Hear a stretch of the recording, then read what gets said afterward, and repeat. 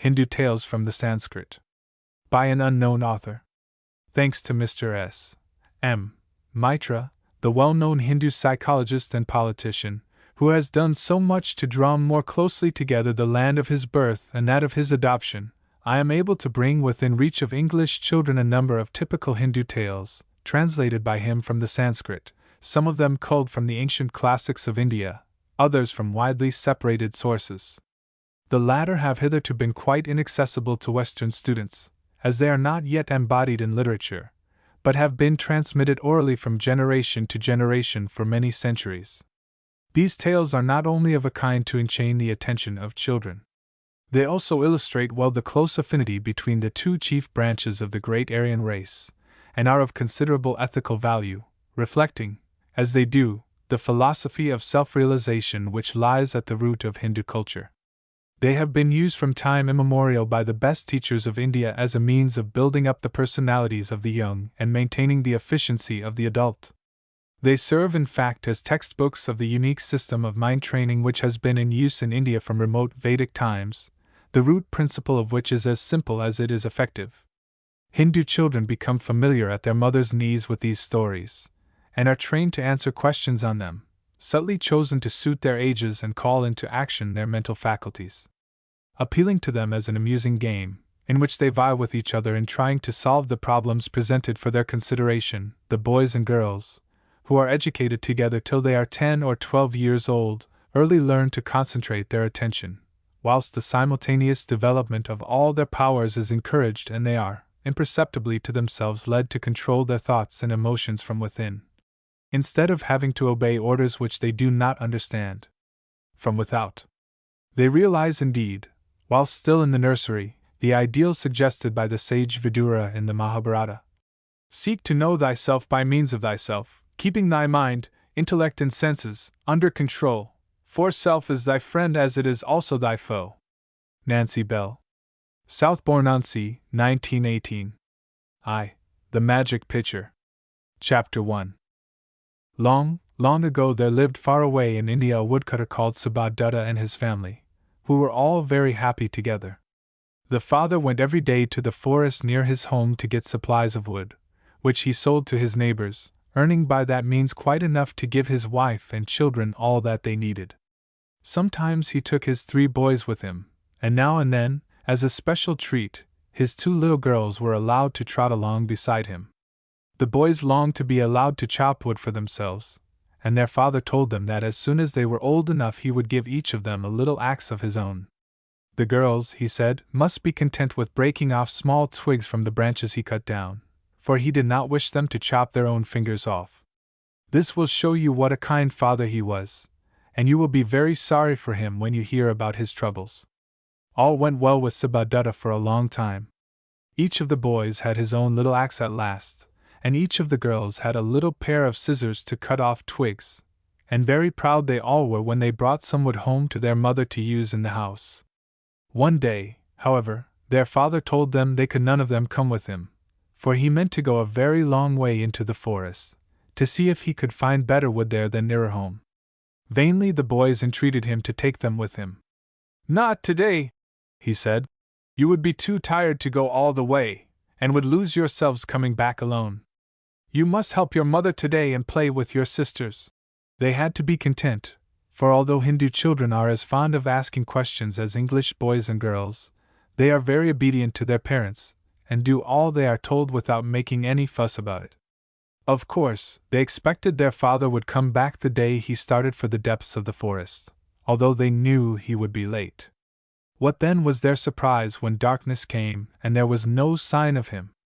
Again and again their mother went to the door to look for him, expecting every moment to see him coming along the beaten path which led to their door. Again and again she mistook the cry of some night bird for his voice calling to her. She was obliged at last to go to bed with a heavy heart, fearing some wild beast had killed him and that she would never see him again. 1. What do you think had become of Siddha? 2. What would you have done when he did not come back? Chapter 2. When Siddha started for the forest, he fully intended to come back the same evening, but as he was busy cutting down a tree, he suddenly had a feeling that he was no longer alone. He looked up, and there, quite close to him, in a little clearing where the trees had been cut down by some other woodcutter, he saw 4 beautiful young girls looking like fairies in their thin summer dresses and with their long hair flowing down their backs, dancing round and round, holding each other's hands. Subhadutta was so astonished at the sight that he let his axe fall, and the noise startled the dancers, who all 4 stood still and stared at him. The woodcutter could not say a word, but just gazed and gazed at them, till one of them said to him, "Who are you, and what are you doing in the very depths of the forest where we have never before seen a man?" "I am only a poor woodcutter," he replied, "come to get some wood to sell, so as to give my wife and children something to eat and some clothes to wear." "That is a very stupid thing to do," said one of the girls. "You can't get much money that way. If you will only stop with us, we will have your wife and children looked after for you much better than you can do it yourself." 3. What would you have said if you had been the woodcutter? 4. Do you think the fairies really meant that they could do as they offered? Chapter 3. Subhadutta, though he certainly did love his wife and children, was so tempted at the idea of stopping in the forest with the beautiful girls that, after hesitating a little while, he said, "Yes, I will stop with you, if you are quite sure all will be well with my dear ones." "You need not be afraid about that," said another of the girls. "We are fairies, you see, and we can do all sorts of wonderful things. It isn't even necessary for us to go where your dear ones are. We shall just wish them everything they want, and they will get it. And the first thing to be done is to give you some food. You must work for us in return, of course." Subhadutta at once replied, "I will do anything you wish." "Well, begin by sweeping away all the dead leaves from the clearing, and then we will all sit down and eat together." Subhadutta was very glad that what he was asked to do was so easy. He began by cutting a branch from a tree, and with it he swept the floor of what was to be the dining room. Then he looked about for the food, but he could see nothing but a great big pitcher standing in the shade of a tree, the branches of which hung over the clearing. So he said to one of the fairies, "Will you show me where the food is, and exactly where you would like me to set it out?" At these questions all the fairies began to laugh, and the sound of their laughter was like the tinkling of a number of bells. 5. What was there to laugh at in the questions of Subhadutta? 6. What is your idea of a fairy? Chapter 4. When the fairies saw how astonished Subhadutta was at the way they laughed, it made them laugh still more, and they seized each other's hands again and whirled round and round, laughing all the time. Poor Subhadutta, who was very tired and hungry, began to get unhappy and to wish he had gone straight home after all. He stooped down to pick up his axe, and was just about to turn away with it, when the fairies stopped their mad whirl and cried to him to stop. So he waited, and one of them said, "We don't have to bother about fetching this and fetching that. You see that big pitcher? Well, we get all our food and everything else we want out of it. We just have to wish as we put our hands in, and there it is. It's a magic pitcher, the only one there is in the whole wide world. You get the food you would like to have first, and then we'll tell you what we want." Subhadutta could hardly believe his ears when he heard that. Down he threw his axe, and hastened to put his hand in the pitcher, wishing for the food he was used to. He loved curried rice and milk, lentils, fruit and vegetables, and very soon he had a beautiful meal spread out for himself on the ground. Then the fairies called out, one after the other, what they wanted for food, things the woodcutter had never heard of or seen, which made him quite discontented with what he had chosen for himself. 7. What would you have wished for if you had had a magic pitcher? 8. Would it be a good thing, do you think, to be able to get food without working for it or paying for it? Chapter 5. The next few days passed away like a dream, and at first Subhadutta thought he had never been so happy in his life. The fairies often went off together, leaving him alone, only coming back to the clearing when they wanted something out of the pitcher. The woodcutter got all kinds of things he fancied for himself, but presently he began to wish he had his wife and children with him to share his wonderful meals. He began to miss them terribly, and he missed his work too. It was no good cutting trees down and chopping up wood when all the food was ready cooked. Sometimes he thought he would slip off home when the fairies were away, but when he looked at the pitcher he could not bear the thought of leaving it. 9. What sort of man do you think Subhadutta was from what this story tells you about him? 10. What do you think was the chief cause of his becoming discontented after he had been in the service of the fairies for a few days? Chapter 6. Soon Subhadutta could not sleep well for thinking of the wife and children he had deserted. Suppose they were hungry when he had plenty to eat? It even came into his head that he might steal the pitcher and take it home with him when the fairies were away. But he had not after all the courage to do this, for even when the beautiful girls were not in sight, he had a feeling that they would know if he tried to go off with the pitcher, and that they would be able to punish him in some terrible way. One night he had a dream that troubled him very much. He saw his wife sitting crying bitterly in the little home he used to love, holding the youngest child on her knee whilst the other three stood beside her looking at her very, very sadly. He started up from the ground on which he lay, determined to go home at once. But at a little distance off he saw the fairies dancing in the moonlight, and somehow he felt again he could not leave them and the pitcher. The next day, however, he was so miserable that the fairies noticed it, and one of them said to him, "Whatever is the matter? We don't care to keep unhappy people here. If you can't enjoy life as we do, you had better go home." Then Subhadutta was very much frightened lest they should really send him away. So he told them about his dream and that he was afraid his dear ones were starving for want of the money he used to earn for them. "Don't worry about them," was the reply. "We will let your wife know what keeps you away. We will whisper in her ear when she is asleep, and she will be so glad to think of your happiness that she will forget her own troubles." 11. Do you think what the fairies said to the woodcutter was likely to comfort him about his wife and children? 12. If you had been in Subhadutta's place, what would you have said to the fairies when they made this promise? Chapter 7. Subhadutta was very much cheered by the sympathy of the fairies, so much so that he decided to stop with them for a little longer at least. Now and then he felt restless, but on the whole the time passed pleasantly, and the pitcher was a daily delight to him. Meanwhile his poor wife was at her wits' end how to feed her dear children. If it had not been that the two boys were brave, plucky little chaps, she really would have been in despair. When their father did not come back and all their efforts to find him were in vain, these boys set to work to help their mother. They could not cut down trees, but they could climb them and chop off small branches with their axes, and this they did, making up bundles of faggots and selling them to their neighbors. These neighbors were touched by the courage they showed, and not only paid them well for the wood but often gave them milk and rice and other little things to help them. In time they actually got used to being without Subhadutta, and the little girls nearly forgot all about him. Little did they dream of the change that was soon to come into their lives. 13. Was it a good or a bad thing for the boys that their father did not come back? 14. If you think it was a good thing, will you explain why? And if it was a bad thing, why you think it was? Chapter 8. A month passed peacefully away in the depths of the forest, Subhadutta waiting on the fairies and becoming every day more selfish and bent on enjoying himself.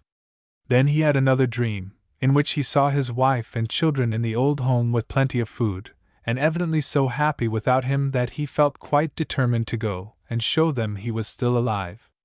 When he woke he said to the fairies, "I will not stop with you any longer. I have had a good time here, but I am tired of this life away from my own people." The fairies saw he was really in earnest this time, so they consented to let him go, but they were kind-hearted people and felt they ought to pay him in some way for all he had done for them. They consulted together, and then one of them told him they wished to make him a present before he went away, and they would give him whatever he asked for. 15. What do you think it was that made Subhadutta determined to go home when he found his wife and children could do without him? 16. What would you have chosen if the fairies had told you could have anything you liked? Chapter 9. Directly the woodcutter heard he could have anything he asked for, he cried, "I will have the magic pitcher." You can just imagine what a shock this was to the fairies. You know, of course, that fairies always keep their word. If they could not persuade Subhadutta to choose something else, they would have to give him their beloved, their precious pitcher, and would have to seek their food for themselves. They all tried all they could to persuade the woodcutter to choose something else. They took him to their own secret treasure house, in an old tree with a hollow trunk, even the entrance to which no mortal had ever been allowed to see. They blindfolded him before they started, so that he could never reveal the way, and one of them led him by the hand, telling him where the steps going down from the tree began. When at last the bandage was taken from his eyes, he found himself in a lofty hall with an opening in the roof through which the light came. Piled up on the floor were sparkling stones worth a great deal of gold and silver money, and on the walls hung beautiful robes. Subhadatta was quite dazed with all he saw, but he was only an ignorant woodcutter and did not realize the value of the jewels and clothes. So when the fairies said to him, "Choose anything you like here and let us keep our pitcher," he shook his head and said, "No! No! No! The pitcher! I will have the pitcher!" One fairy after another picked up the rubies and diamonds and other precious stones and held them in the light, that the woodcutter might see how lovely they were, and when he still only shook his head, they got down the robes and tried to make him put one of them on. "No! The pitcher! The pitcher!" he said, and at last they had to give it up. They bound his eyes again and led him back to the clearing and the pitcher. 17. Would you have been tempted to give up the pitcher when you saw the jewels and the robes? 18. What made Subhadatta so determined to have the pitcher? Chapter 10. Even when they were all back again in the clearing, the fairies did not quite give up hope of keeping their pitcher. This time they gave other reasons why Subhadatta should not have it. "It will break very easily," they told him, "and then it will be no good to you or anyone else. But if you take some of the money, you can buy anything you like with it. If you take some of the jewels, you can sell them for lots of money." "No! No! No!" cried the woodcutter. "The pitcher! The pitcher! I will have the pitcher!" "Very well then, take the pitcher," they sadly answered, "and never let us see your face again." So Subhadatta took the pitcher, carrying it very, very carefully, lest he should drop it and break it before he got home. He did not think at all of what a cruel thing it was to take it away from the fairies, and leave them either to starve or to seek for food for themselves. The poor fairies watched him till he was out of sight, and then they began to weep and wring their hands. "He might at least have waited whilst we got some food out for a few days," one of them said. "He was too selfish to think of that," said another. "Come, let us forget all about him and go and look for some fruit." So they all left off crying and went away hand in hand. Fairies do not want very much to eat. They can live on fruit and dew, and they never let anything make them sad for long at a time. They go out of this story now, but you need not be unhappy about them, because you may be very sure that they got no real harm from their generosity to Subhadatta in letting him take the pitcher. 19. Do you think the woodcutter was wrong to ask for the pitcher? 20. What would have been the best thing for Subhadatta to ask for, if he had decided to let the fairies keep their pitcher? Chapter 11. You can just imagine what a surprise it was to Subhadatta's wife and children when they saw him coming along the path leading to his home. He did not bring the pitcher with him, but had hidden it in a hollow tree in the wood near his cottage, for he did not mean any one to know that he had it. He told his wife that he had lost his way in the forest, and had been afraid he would never see her or his children again, but he said nothing about the fairies. When his wife asked him how he had got food, he told her a long story about the fruits he had found, and she believed all he said, and determined to make up to him now for all she thought he had suffered. When she called the little girls to come and help her get a nice meal for their father, Subhadatta said, "Oh, don't bother about that. I've brought something back with me. I'll go and fetch it, but no one is to come with me." Subhadatta's wife was sorely disappointed at this, because she loved her husband so much that it was a joy to her to work for him. The children too wanted, of course, to go with their father, but he ordered them to stop where they were. He seized a big basket which was full of fuel for the fire, tumbled all the wood in it on the floor, and went off alone to the pitcher. Very soon he was back again with his basket full of all sorts of good things, the very names of which his wife and children had no idea of. "There!" he cried. "What do you think of that? Am I not a clever father to have found all that in the forest? Those are the fruits I meant when I told Mother about them." 21. What would you have thought about this wonderful supply of food, if you had been one of the woodcutter's children. 22. Was it a good thing for those children to have all this food without working for it? If not, why was it not a good thing? Chapter 12. Life was now, of course, completely changed for the family in the forest. Subhadatta no longer went to cut wood to be sold, and the boys also left off doing so. Every day their father fetched food for them all, and the greatest desire of each one of the family was to find out where it came from. They never could do so, for Subhadatta managed to make them afraid to follow him when he went forth with his basket. The secret he kept from the wife to whom he used to tell everything soon began to spoil the happiness of the home. The children who had no longer anything to do quarreled with each other. Their mother got sadder and sadder, and at last decided to tell Subhadatta that, unless he would let her know where the food came from, she would go away from him and take her little girls with her. She really did mean to do this, but something soon happened to change everything again. Of course, the neighbors in the wood, who had bought the fuel from the boys and helped them by giving them fruit and rice, heard of the return of their father and of the wonderful change in their lot. Now the whole family had plenty to eat every day, though none of them knew where it all came from. Subhadatta was very fond of showing off what he could do, and sometimes asked his old friends amongst the woodcutters to come and have a meal with him. When they arrived, they would find all sorts of good things spread out on the ground and different kinds of wines in beautiful bottles. This went on for some months, Subhadatta getting prouder and prouder of all that he could do, and it seemed likely that his secret would never be discovered. Everybody tried to find it out, and many followed him secretly when he set forth into the woods, but he was very clever at dodging them, hiding his treasure constantly in a new place in the dead of the night. If he had only been content with getting food out of his pitcher and drinking pure water, all would most likely have been well with him. But that was just what he could not do. Till he had his pitcher he had never drunk anything but water, but now he often took too much wine. It was this which led to the misfortune of losing his beloved pitcher. He began to boast of his cleverness, telling his friends there was nothing they wanted that he could not get for them, and one day when he had given them a very grand feast, in which were several rare kinds of food they had asked for, he drank too much wine, so much that he no longer knew what he was saying. This was the chance his guests wanted. They began teasing him, telling him they believed he was really a wicked robber, who had stolen the food or the money to buy it. He got angry, and at last was actually silly enough to tell them all to come with him, and he would show them he was no robber. When his wife heard this, she was half pleased to think that now at last the secret would come out of where the food came from, and half afraid that something terrible would happen. The children too were greatly excited, and went with the rest of the party, who followed their father to the last hiding place of the precious pitcher. When they all got very near the place, however, some idea began to come into Subhadatta's head that he was doing a very foolish thing.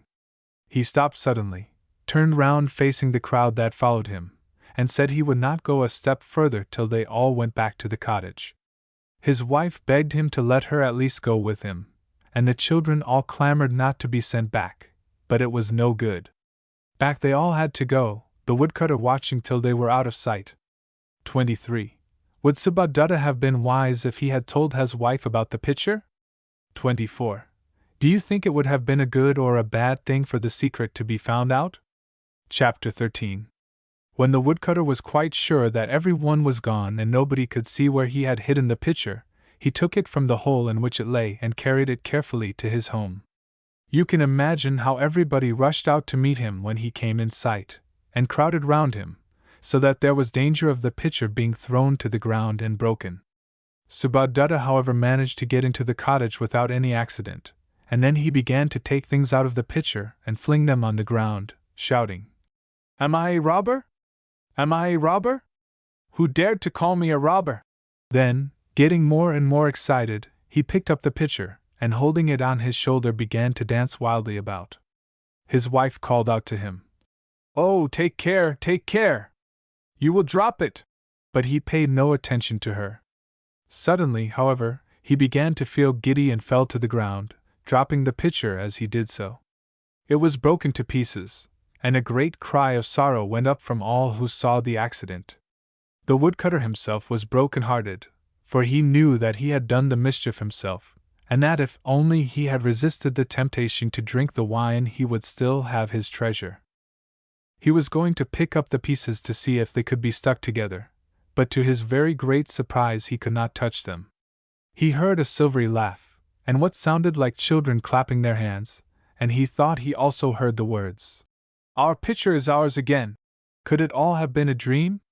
No, for there on the ground were the fruits and cakes that had been in the pitcher, and there were his wife, his children and his friends, all looking sadly and angrily at him. One by one the friends went away, leaving Subhadatta alone with his family. 25. If you had been Subhadatta's wife, what would you have done when this misfortune came to her husband? 26. What would you have done if you had been the woodcutter? Chapter 14. This is the end of the story of the magic pitcher, but it was the beginning of a new chapter in the lives of Subhadatta and his family. They never forgot the wonder-working pitcher, and the children were never tired of hearing the story of how their father came to get it. They often wandered about in the forest, hoping that they too would meet with some wonderful adventure, but they never saw the fairies or found the magic pitcher. By slow degrees the woodcutter returned to his old ways, but he had learnt one lesson. He never again kept a secret from his wife, because he felt sure that, if he had told her the truth about the pitcher when he first came home, she would have helped him to save the precious treasure. 27. What lesson can be learned from this story? 28. Do you think it is easier for a boy or a girl to keep a secret? 29. Why is it wrong to let out a secret you have been told? 30. What do you think was the chief fault in the character of Subhadatta? 2. The story of a cat, a mouse, a lizard, and an owl. Chapter 1. This is the story of 4 creatures, none of whom loved each other, who lived in the same banyan tree in a forest in India. Banyan trees are very beautiful and very useful, and get their name from the fact that banyans, as merchants are called in India, often gather together in their shade to sell their goods. Banyan trees grow to a very great height, spreading their branches out so widely that many people can stand beneath them. From those branches roots spring forth, which, when they reach the ground, pierce it, and look like columns holding up a roof. If you have never seen a banyan tree, you can easily find a picture of one in some dictionary, and when you have done so, you will understand that a great many creatures can live in one without seeing much of each other. In an especially fine banyan tree, outside the walls of a town called Vidisa, a cat, an owl, a lizard, and a mouse had all taken up their abode. The cat lived in a big hole in the trunk some little distance from the ground, where she could sleep very cozily, curled up out of sight with her head resting on her forepaws, feeling perfectly safe from harm, for no other creature, she thought, could possibly discover her hiding place. The owl roosted in a mass of foliage at the top of the tree, near the nest in which his wife had brought up their children, before those children flew away to seek mates for themselves. He too felt pretty secure as long as he remained up there, but he had seen the cat prowling about below him more than once, and was very sure that, if she should happen to catch sight of him when he was off his guard seeking his prey and obliged to give all his attention to what he was doing, she might spring out upon him and kill him. Cats do not generally attack such big birds as owls, but they will sometimes kill a mother sitting in her nest, as well as the little ones, if the father is too far off to protect them. The lizard loved to lie and bask in the sunshine, catching the flies on which he lived, lying so still that they did not notice him, and darting out his long tongue suddenly to suck them into his mouth. Yet he hid from the owl and the cat, because he knew full well that, tough though he was, they would gobble him up if they happened to be hungry. He made his home amongst the roots on the south side of the tree where it was hottest, but the mouse had his hole on the other side amongst damp moss and dead leaves. The mouse was in constant fear of the cat and the owl. He knew that both of them could see in the dark, and he would have no chance of escape if they once caught sight of him. 1. Which of these 4 creatures do you think was most to be pitied? 2. Do you think that animals ever hate or love each as human creatures do? Chapter 2. The lizard and the mouse could only get food in daylight, but the lizard did not have to go far for the flies on which he lived, whilst the mouse had a very dangerous journey to take to his favorite feeding place. This was a barley field a short distance from the banyan tree, where he loved to nibble the full ears, running up the stalks to get at them. The mouse was the only one of the 4 creatures in the banyan tree who did not feed on others, for, like the rest of his family, he was a vegetarian, that is to say, he ate nothing but vegetables and fruit. Now the cat knew full well how fond the mouse was of the barley field, and she used to keep watch amongst the tall stems, creeping stealthily about with her tail in the air and her green eyes glistening, expecting any moment to see the poor little mouse darting hastily along. The cat never dreamt that any danger could come to her, and she trod down the barley, making quite a clear path through it. She was quite wrong in thinking herself so safe, for that path got her into very serious trouble. It so happened that a hunter, whose great delight was to kill wild creatures, and who was very clever in finding them, noticing every little thing which could shew him where they had passed by, came one day into the barley field. He spied the path directly and cried, "Ha! Ha! Some wild animal has been here, not a very big one. Let's have a look for the footprints." So he stooped down to the ground, and very soon saw the marks of Pussy's feet. "A cat, I do believe," he said to himself. "Spoiling the barley she doesn't want to eat herself. I'll soon pay her out." The hunter waited until the evening lest the creature should see what he was going to do, and then in the twilight he set snares all over the barley field. A snare, you know, is a string with a slip knot at the end of it, and if an animal puts his head or one of his paws into this slip knot and goes on without noticing it, the string is pulled tight and the poor creature cannot get free. 3. Was it right or wrong of the hunter to set the snare? 4. Do you think the cat was wrong to lie in wait for the mouse? Chapter 3. Exactly what the hunter expected happened. The cat came as usual to watch for the mouse, and caught sight of him running across the end of the path. Puss dashed after him, and just as she thought she really had got him this time, she found herself caught by the neck, for she had put her head into one of the snares. She was nearly strangled and could scarcely even mew. The mouse was so close that he heard the feeble mew, and in a terrible fright, thinking the cat was after him, he peeped through the stems of the barley to make sure which way to run to get away from her. What was his delight when he saw his enemy in such trouble, and quite unable to do him any harm. Now it so happened that the owl and the lizard were also in the barley field, not very far away from the cat, and they too saw the distress their hated enemy was in. They also caught sight of the little mouse peeping through the barley, and the owl thought to himself, "I'll have you, my little friend, now Puss cannot do me any harm," whilst the lizard darted away into the sunshine, feeling glad that the cat and the owl were either of them now likely to trouble their heads about him. The owl flew quietly to a tree hard by to watch what would happen, feeling so sure of having the mouse for his dinner that he was in no hurry to catch him. 5. What would you have done if you had been the mouse, when you saw the cat in the snare? 6. Was the owl wise or foolish to wait before he caught the mouse? Chapter 4. The mouse, small and helpless though he was a wise little creature. He saw the owl fly up into the tree, and knew quite well that if he did not take care he would serve as dinner to that great strong bird. He knew too that, if he went within reach of the claws of the cat, he would suffer for it. "How I do wish," he thought to himself, "I could make friends with the cat, now she is in distress, and get her to promise not to hurt me if ever she gets free. As long as I am near the cat, the owl will not dare to come after me." As he thought and thought, his eyes got brighter and brighter, and at last he decided what he would do. He had, you see, kept his presence of mind, that is to say, he did not let his fright of the cat or the owl prevent him from thinking clearly. He now ventured forth from amongst the barley, and coming near enough to the cat for her to see him quite clearly, but not near enough for her to reach him with her claws, or far enough away for the owl to get him without danger from those terrible claws, he said to the cat in a queer little squeaky voice, "Dear Puss, I do not like to see you in such a fix.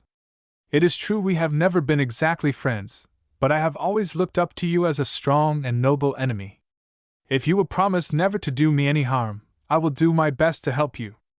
I have very sharp teeth, and I might perhaps be able to nibble through the string round your beautiful neck and set you free. What do you think about it?" 7.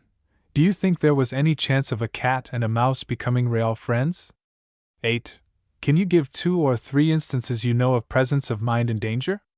Chapter 5. When the cat heard what the mouse said, she could hardly believe her ears. She was of course ready to promise anything to anyone who would help her, so she said at once, "You dear little mouse, to wish to help me. If only you will nibble through that string which is killing me, I promise that I will always love you, always be your friend, and however hungry I may be, I will starve rather than hurt your tender little body." On hearing this, the mouse, without hesitating a moment, climbed up onto the cat's back, and cuddled down in the soft fur near her neck, feeling very safe and warm there. The owl would certainly not attack him there, he thought, and the cat could not possibly hurt him. It was one thing to pounce down on a defenseless little creature running on the ground amongst the barley, quite another to try and snatch him from the very neck of a cat. The cat of course expected the mouse to begin to nibble through the string at once, and became very uneasy when she felt the little creature nestle down as if to go to sleep, instead of helping her. Poor pussy could not turn her head so as to see the mouse without drawing the string tighter, and she did not dare to speak angrily lest she should offend him. "My dear little friend," she said, "do you not think it is high time to keep your promise and set me free?" Hearing this, the mouse pretended to bite the string, but took care not to do so really, and the cat waited and waited, getting more miserable every minute. All through the long night the same thing went on, the mouse taking a little nap now and then, the cat getting weaker and weaker. "Oh," she thought to herself, "if only I could get free, the first thing I would do would be to gobble up that horrid little mouse." The moon rose, the stars came out, the wind murmured amongst the branches of the banyan tree, making the unfortunate cat long to be safe in her cozy home in the trunk. The cries of the wild animals which prowl about at night seeking their food were heard, and the cat feared one of them might find her and kill her. A mother tiger perhaps would snatch her, and take her to her hungry cubs, hidden away in the deep forest, or a bird of prey might swoop down on her and grip her in his terrible claws. Again and again she entreated the mouse to be quick, promising that, if only he would set her at liberty, she would never, never, never forget it or do any harm to her beloved friend. 9. What do you suppose the mouse was thinking all this time? 10. If you had been the mouse, would you have trusted to what the cat said in her misery? Chapter 6. It was not until the moon had set and the light of the dawn had put out that of the stars that the mouse made any real effort to help the cat. By this time the hunter who had set the snare came to see if he had caught the cat, and the poor cat, seeing him in the distance, became so wild with terror that she nearly killed herself in the struggle to get away. "Keep still! Keep still!" cried the mouse, "and I will really save you." Then with a few quick bites with his sharp teeth he cut through the string, and the next moment the cat was hidden amongst the barley, and the mouse was running off in the opposite direction, determined to keep well out of sight of the creature he had kept in such misery for so many hours. Full well he knew that all the cat's promises would be forgotten, and that she would eat him up if she could catch him. The owl too flew away, and the lizard went off to hunt flies in the sunshine, and there was not a sign of any of the 4 inhabitants of the banyan tree when the hunter reached the snare. He was very much surprised and puzzled to find the string hanging loose in 2 pieces, and no sign of there having been anything caught in it, except 2 white hairs lying on the ground close to the trap.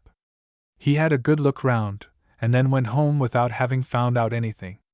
When the hunter was quite out of sight, the cat came forth from the barley, and hastened back to her beloved home in the banyan tree. On her way there she spied the mouse also hurrying along in the same direction, and at first she felt inclined to hunt him and eat him then and there. On second thoughts, however, she decided to try and keep friends with him, because he might help her again if she got caught a second time. So she took no notice of the mouse until the next day, when she climbed down the tree and went to the roots in which she knew the mouse was hidden. There she began to purr as loud as she could, to show the mouse she was in a good humor, and called out, "Dear good little mouse, come out of your hole and let me tell you how very, very grateful I am to you for saving my life. There is nothing in the world I will not do for you, if you will only be friends with me." The mouse only squeaked in answer to this speech, and took very good care not to show himself, till he was quite sure the cat was gone beyond reach of him. He stayed quietly in his hole, and only ventured forth after he had heard the cat climb up into the tree again. It is all very well, thought the mouse, to pretend to make friends with an enemy when that enemy is helpless, but I should indeed be a silly mouse to trust a cat when she is free to kill me. The cat made a good many other efforts to be friends with the mouse, but they were all unsuccessful. In the end the owl caught the mouse, and the cat killed the lizard. The owl and the cat both lived for the rest of their lives in the banyan tree, and died in the end at a good old age. 11. Do you think it is ever possible to make a real friend of an enemy? 12. What do you think the mouse deserved most praise for in his behavior? 13. Which of the 4 animals in this story do you like best, and which do you dislike most? 14. Can an animal be blamed for acting according to its nature? For instance, can you call it cruel for a cat or an owl to kill and eat a mouse? 15. Is it always right to forgive an injury? 16. Can you give an example from history of the forgiveness of an injury? 3. A royal thief catcher. Chapter 1. In one of the smaller cities of India called Sarvasti, the people gathered together on a very hot day to stare at and talk about a stranger, who had come into the town, looking very weary and walking with great difficulty because his feet were sore with tramping for a long distance on the rough roads. He was a Brahmin, that is to say, a man who devoted his whole life to prayer, and had promised to give up everything for the sake of pleasing the God in whom he believed, and to care nothing for comfort, for riches, or for good food. This Brahmin carried nothing with him but a staff to help him along, and a bowl in which to receive the offerings of those who thought it their duty to help him, and hoped by doing so to win favor in the sight of God. He was naked, except for a cloth worn about his loins, and his long hair was all matted together for want of combing and brushing. He made his way very slowly and painfully through the crowds, till he came to a shady corner, and there he sank down exhausted, holding out his bowl for the gifts of the people. Very soon his bowl would have been full of all sorts of good things, but he made it clear that he would accept nothing to eat except rice still in the husk, and nothing to drink but pure water. He was, however, willing to take money, and when the people who wished to help him found that out, they brought him a good many silver and gold pieces. Some who had no money to spare gave him jewels and other things which could be sold for money. 1. Can you explain why the Brahmin would only accept such food as rice in the husk and water? 2. Do you think it was right or wrong of the Brahmin to take money and jewels? Chapter 2. As time went on, the Brahmin became very well known in Sarvasti. His fame indeed spread far beyond the town, and people came from far away to consult him about all sorts of things, and he gave them good advice, for he was a very wise man. Those who wanted him to tell them what to do paid him for his advice, and as some of them had plenty of money, and were glad to help him, he soon became quite rich. He might have done a great deal of good with all this money by helping the poor and suffering, but unfortunately he never thought of doing so. Instead of that, he got to love the money for its own sake. At night, when all those who had come to see him had gone to rest, and there was no fear of his being found out, he used to steal away into the forest, and there he dug a deep hole at the root of a great tree, to which he took all his money and jewels. In India everybody has a siesta, that is to say, a sleep in the middle of the day, because the heat is so great it is difficult to keep well and strong without this extra rest. So, although it is quite light at the time, the streets are deserted, except for the dogs who prowl about, trying to find something to eat. Now the Brahmin loved his money and other treasures so much, that he used very often to do without this siesta and go to the forest to enjoy the pleasure of looking at them. When he got to the tree, he would bend down, clear away the earth and leaves with which he had hidden his secret hole, take out the money and let it slip through his fingers, and hold up the jewels to the light, to watch how they gleamed and glistened. He was never so happy as when he was alone with his riches, and it was all he could do to tear himself away from them when the time came to go back to his shady corner. In fact, he was becoming a selfish miser instead of the holy man the people of Sarvasti thought he was. By the time the siesta was over, he was always back again in his place beneath the tree, holding out his bowl and looking as poor and thin as ever, so that nobody had the least idea of the truth. 3. Why was it wrong for the Brahmin to hide away his money and jewels? For, can anyone be a miser about other things as well as money and jewels? If so, what other things? Chapter 3. For many months the Brahmin led this double life, until one day, when he went as usual to his hiding place, he saw at once that someone had been there before him. Eagerly he knelt down, full of fear of exactly what had actually happened. All his care in concealing the hole had been wasted, for it was quite empty. The poor man could not at first believe his own eyes. He rubbed them hard, thinking that there was something the matter with them. Then he felt round and round the hole, hoping that after all he was mistaken, and when at last he was obliged to believe the terrible truth that there really was not a sign of his money and jewels, he became almost mad with misery. He began to run from tree to tree, peering into their roots, and when there was nothing to be seen, he rushed back again to his empty hole, to look into it once more. Then he wept and tore at his hair, stamped about and cried aloud to all the gods he believed in, making all kinds of promises, of what he would do if only they would give him back his treasures. No answer came, and he began to wonder who could have done such a terrible thing. It must, he felt sure, have been one of the people of Sarvasti, and he now remembered he had noticed that a good many of them had looked into his bowl with longing eyes, when they saw the money and precious stones in it. What horrible, wicked people they are, he said to himself. I hate them. I should like to hurt them as they have hurt me. As he thought in this way he got more and more angry, until he became quite worn out with giving way to his rage. 5. What would you have done if you had been the Brahmin when he lost his treasure? 6. Is it wrong to be angry when anyone has done you an injury? Chapter 4. After roaming about in the forest for a long time, the Brahmin went back to the house in Sarvasti where some kind people had lent him a room, glad and proud to have such a holy man, as they thought he was, living under their roof. He felt sure they had had nothing to do with the loss of his treasure, because they had given him many proofs of their goodness and honesty. Soon he was pouring out all his grief to them, and they did all they could to comfort him, telling him that he would very soon have plenty more money and jewels.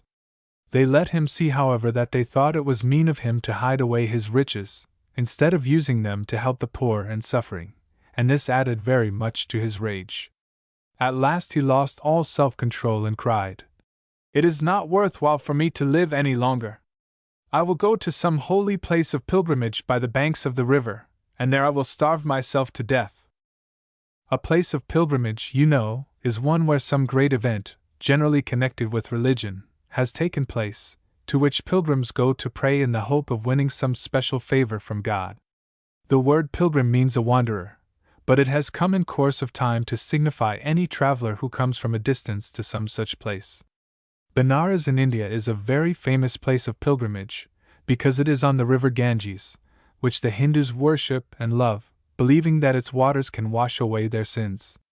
Hundreds and thousands of Hindus go there every year to bathe in it, and many who know that they have not long to live wait on its banks to die, so that after their bodies have been burnt, as is the custom with the Hindus, their ashes may be thrown into the sacred stream. 7. Can you name 2 other places of pilgrimage, one held sacred by Christians and one by Hindus? 8. Will you explain exactly why the 2 places you have thought of are considered holy? Chapter 5. The news of the Brahmin's loss spread very quickly through Sarvasti, and as is so often the case, every one who told the story made it a little different, so that it became very difficult to know what the truth really was. There was great distress in the town, because the people thought the Brahmin would go away, and they did not want him to do that. They were proud of having a man they thought so holy living amongst them, and ashamed that he should have been robbed whilst he was with them. When they heard that he meant to starve himself to death, they were dreadfully shocked, and determined to do all they possibly could to prevent it. One after another of the chief men of Sarvasti came to see him, and entreated him not to be in such a hurry to be sure that his treasure would never be found. They said they would all do everything they possibly could to get it back for him. Some of them thought it was very wrong of him to make such a fuss about it, and blamed him for being a miser. They told him it was foolish to care so much for what he could not take with him when he died, and one specially wise old man gave him a long lecture on the wickedness of taking away the life which had been given to him by God to prepare for that in the other world.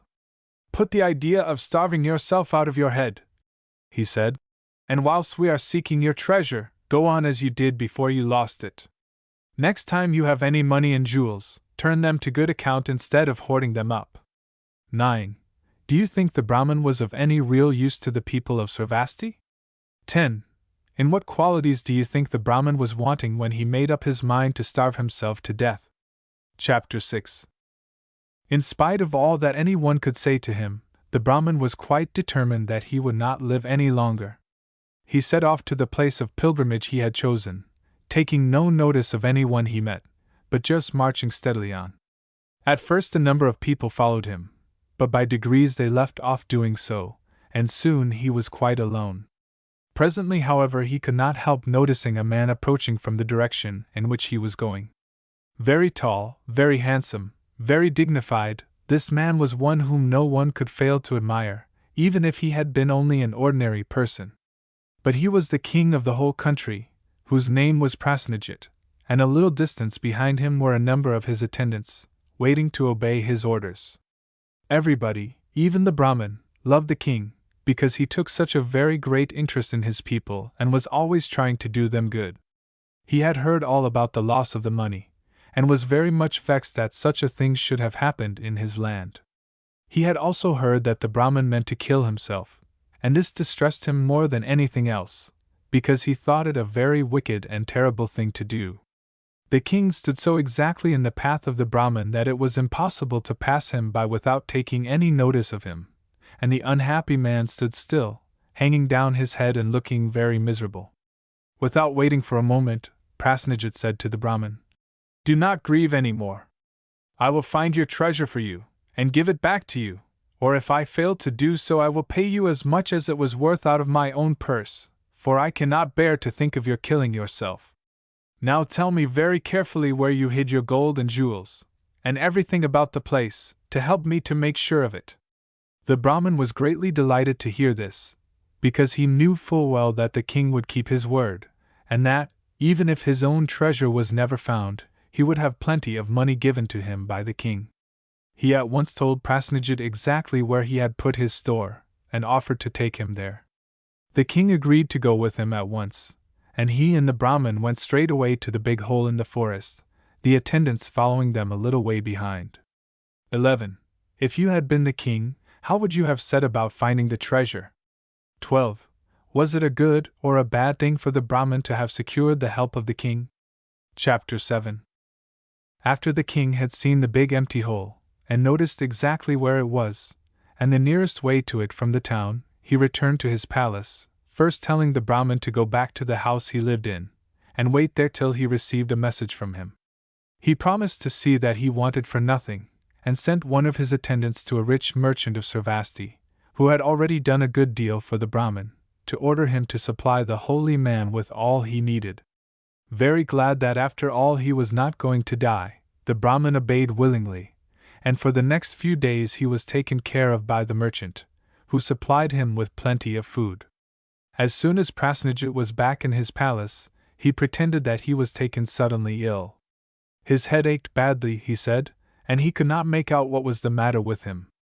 He ordered a proclamation to be sent all round the town, telling all the doctors to come to the palace to see him.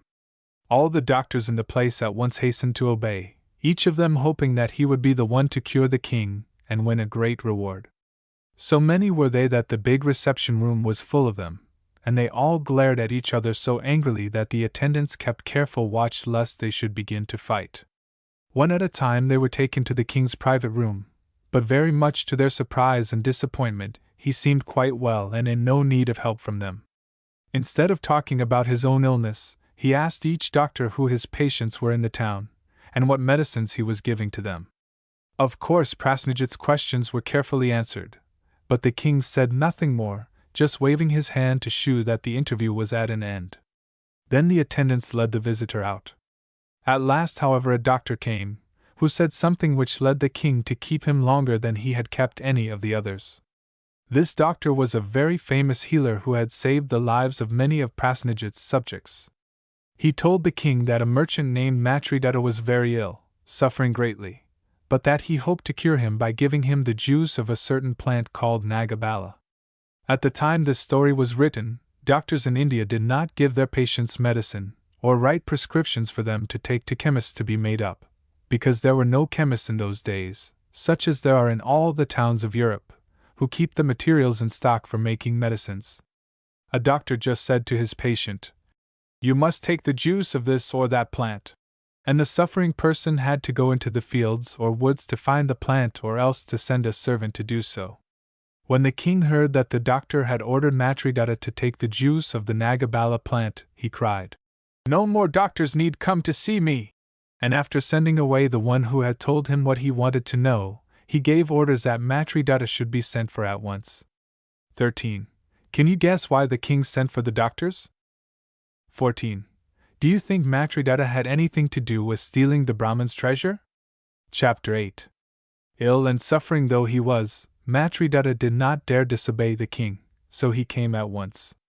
As soon as he appeared, Prasnajit asked him how he was, and said he was sorry to have to make him leave his home when he was ill, but the matter on which he wished to see him was of very great importance. Then he suddenly added, "When your doctor ordered you to take the juice of the Nagabala plant, whom did you send to find it?" To this Matridatta replied, trembling with fear, "My servant, O king, sought it in the forest, and having found it, brought it to me."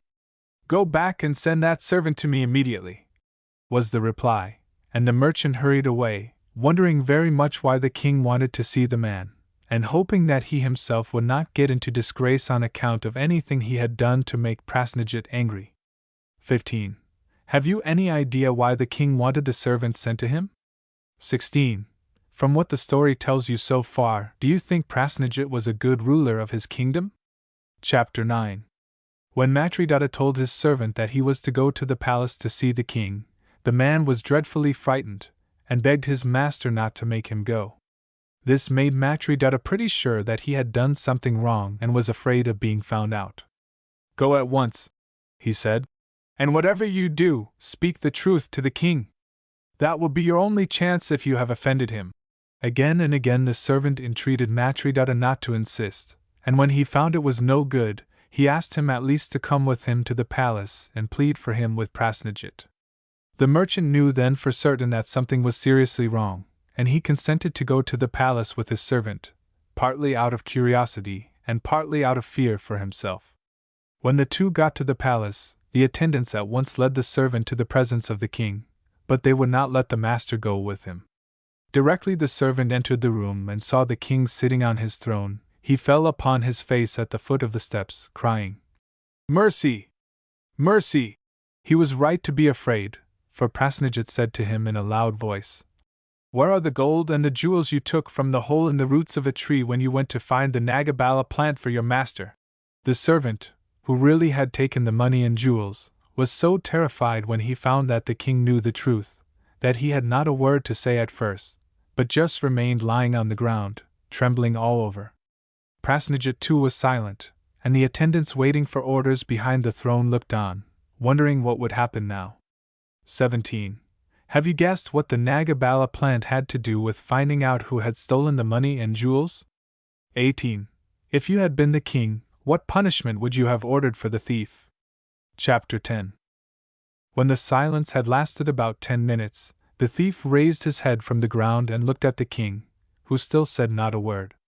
Something in his face, however, made the wicked servant hope that he would not be punished by death in spite of the great wrong he had done.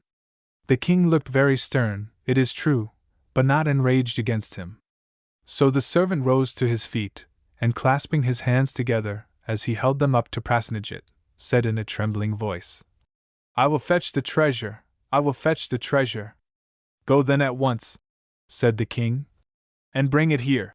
And as he said it, there was a beautiful expression in his eyes, which made the thief more sorry for what he had done than he would have been if Prasnajit had said, "Off with his head," or had ordered him to be beaten.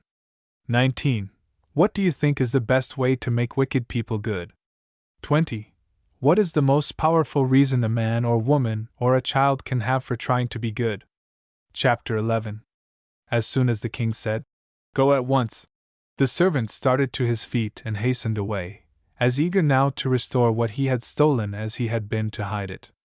He had put it in another hole in the very depths of the forest, and it was a long time before he got back to the palace with it, for it was very heavy. He had thought the king would send some guards with him, to see that he did not run away, and that they would have helped him to carry the sack full of gold and jewels. But nobody followed him. It was hard work to drag the heavy load all the way alone, but at last, quite late in the evening, he was back at the palace gates. The soldiers standing there let him pass without a word, and soon he was once more in the room in which the king had received him. Prasnajit still sat on his throne, and the attendants still waited behind him, when the thief, so tired he could hardly stand, once more lay prostrate at the bottom of the steps leading up to the throne, with the sack beside him. How his heart did beat as he waited for what the king would say. It seemed a very long time before Prasnajit spoke, though it was only 2 or 3 minutes, and when he did, this is what he said: "Go back to your home now, and be a thief no more." Very, very thankfully the man obeyed, scarcely able to believe that he was free to go, and that he was not to be terribly punished. Never again in the rest of his life did he take what did not belong to him, and he was never tired of telling his children and his friends of the goodness of the king who had forgiven him. 21. Do you think it would have been better for the thief to have been punished? 22. What lesson did the thief learn from what had happened to him? Chapter 12. The Brahmin, who had spent the time of waiting in prayers that his treasure should be given back to him, and was still determined that, if it were not, he would starve himself to death, was full of delight when he heard that it had been found. He hastened to the palace and was taken before the king, who said to him, "There is your treasure. Take it away, and make a better use of it than before. If you lose it again, I shall not try to recover it for you." The Brahmin, glad as he was to have his money and jewels restored, did not like to be told by the king to make a better use of them. Besides this, he wanted to have the thief punished, and he began talking about that, instead of thanking Prasnajit and promising to follow his advice. The king looked at him much as he had looked at the thief and said, "The matter is ended so far as I have anything to do with it. Go in peace." The Brahmin, who was accustomed to be honored by every one from the king on his throne to the beggars in the street, was astonished at the way in which Prasnajit spoke to him.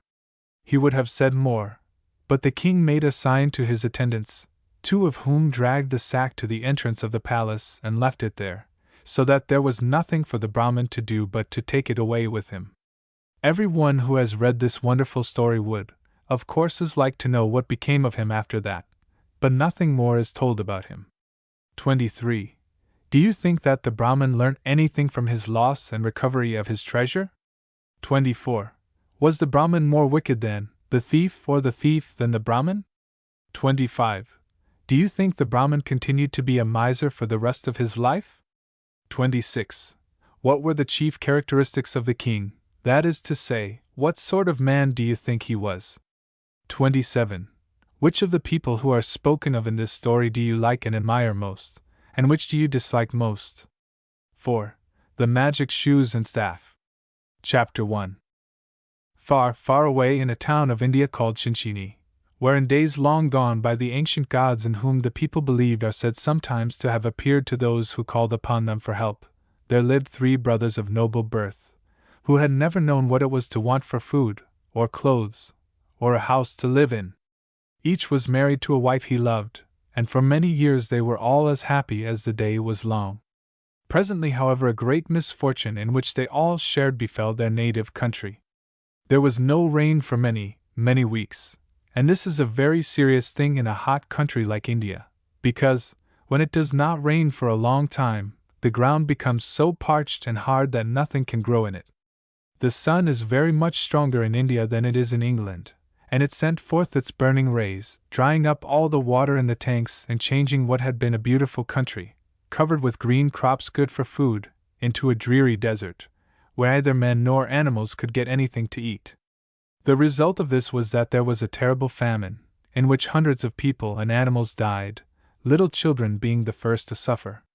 Now the 3 brothers, who had none of them any children, got frightened at the state of things, and thought to themselves, "If we do not escape from this dreadful land, we shall die," they said to each other. "Let us flee away from here, and go somewhere where we are sure of being able to get plenty to eat and drink. We will not take our wives with us. They would only make things worse for us.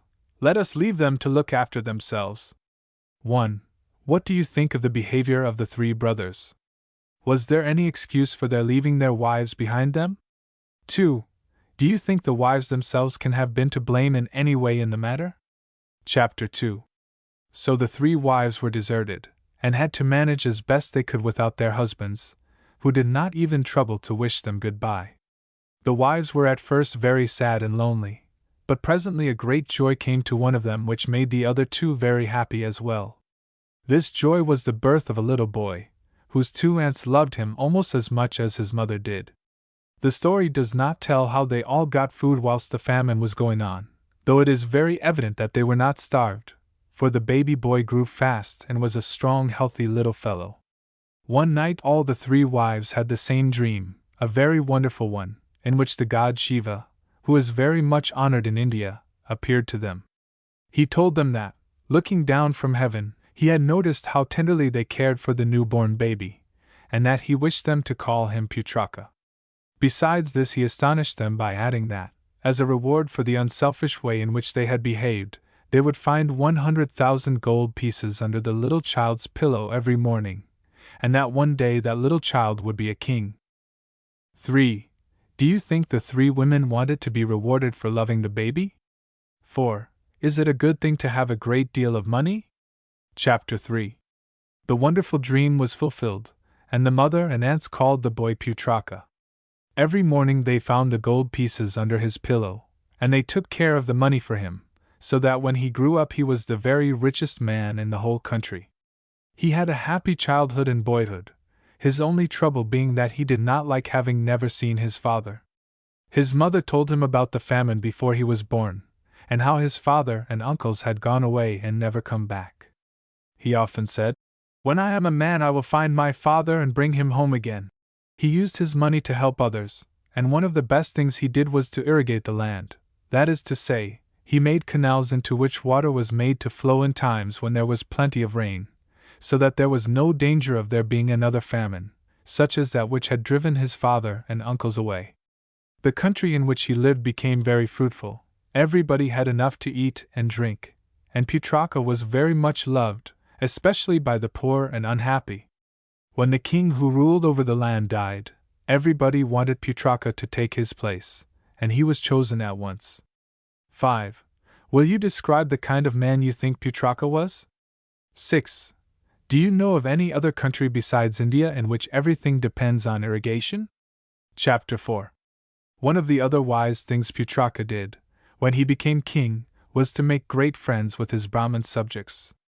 Brahmins are always very fond of traveling, and Putraka thought, if he were good and generous to them, they would talk about him wherever they went, and that perhaps through them his father and uncles would hear about him. He felt sure that, if they knew he was now a king ruling over their native land, they would want to come back. He gave the Brahmins plenty of money, and told them to try and find his father and uncles. If they did, they were to say how anxious he was to see them, and promise them everything they wanted, if only they would return. 7. Do you think it was wise of Putraka to be so anxious to get his father and uncles back, when he knew how selfish they had been in leaving his mother and aunts behind them? 8. Can you suggest anything else Putraka might have done in the matter? Chapter 5. Just what the young king hoped came to pass. Wherever the Brahmins went they talked about the country they came from and the wonderful young king who ruled over it. Putraka's father and uncles, who were after all not so very far off, heard the stories about him, and asked the Brahmins many questions. The answers made them very eager to see Putraka, but they did not at first realize that he was closely related to them. Only when they heard the name of his mother did they guess the truth. Putraka's father knew, when he deserted his wife, that God was going to give her a child soon, which made it even more wicked of him to leave her. Now, however, he forgot all about that, only thinking how he could make as much use as possible of the son who had become a king. He wanted to go back at once alone, but the uncles were not going to allow that. They meant to get all they could out of Putraka too, and the three selfish men, who were now quite old, set off together for the land they had left so long ago. They arrived safely, and made their way to the palace, where they were received with great rejoicings. None of the wives said a word of reproach to the husbands who had deserted them, and as for Putraka, he was so overjoyed at having his father back, that he gave him a beautiful house to live in and a great deal of money. He was very good to his uncles too, and felt that he had now really nothing left to wish for. 9. Do you think Putraka showed strength or weakness of character in the way he received the travelers? 10. How do you think the king ought to have behaved to his father and uncles? Chapter 6. The three wives very soon had good reason to wish their husbands had stayed away. Instead of being grateful for all Putraka's generosity, they were very unkind and exacting, never pleased with anything, and whatever they had given them, they were always trying to get more.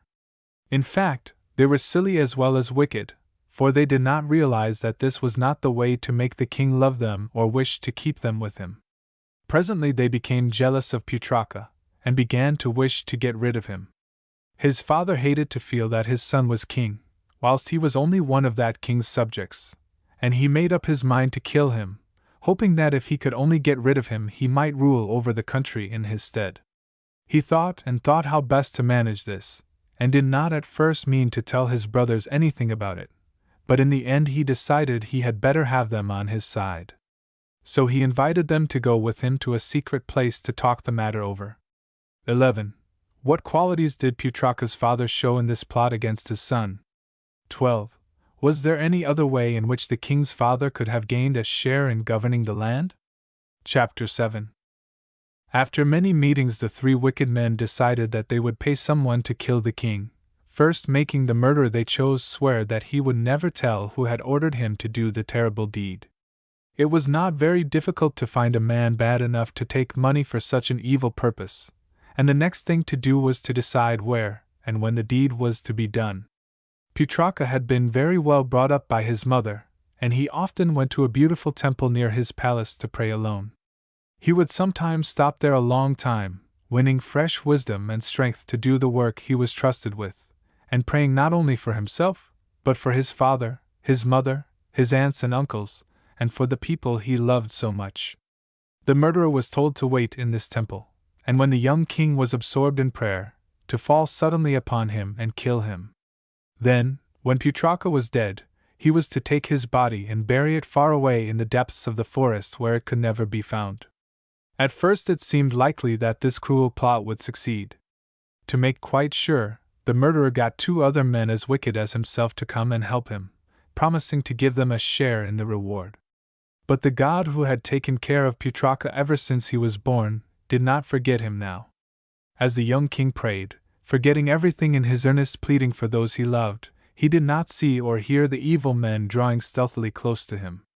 Their arms were uplifted to slay him, and the gleam of the weapons in the light that was always kept burning flashed upon him, when suddenly the heavenly guardian of the temple, who never left it day or night, but was generally invisible, appeared and cast a spell upon the wicked men, whose hands were arrested in the very act to strike.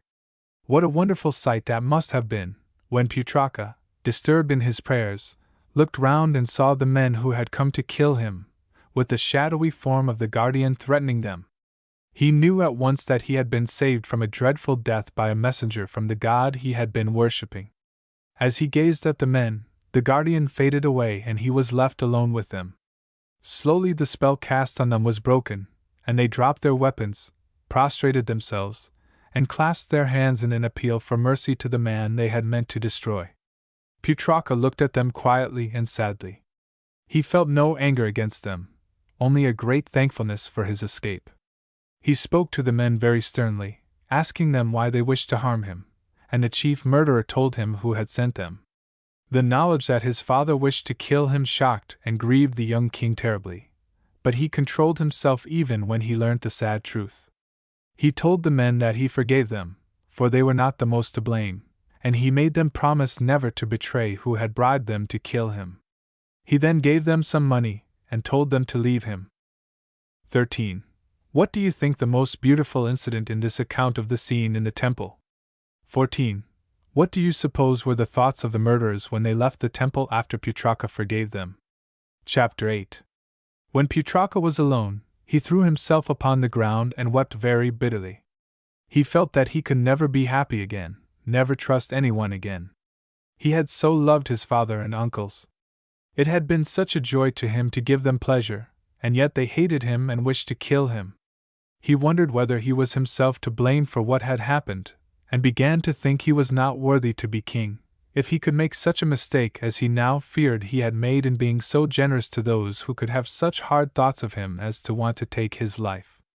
Perhaps after all it would be better for his country to have another king.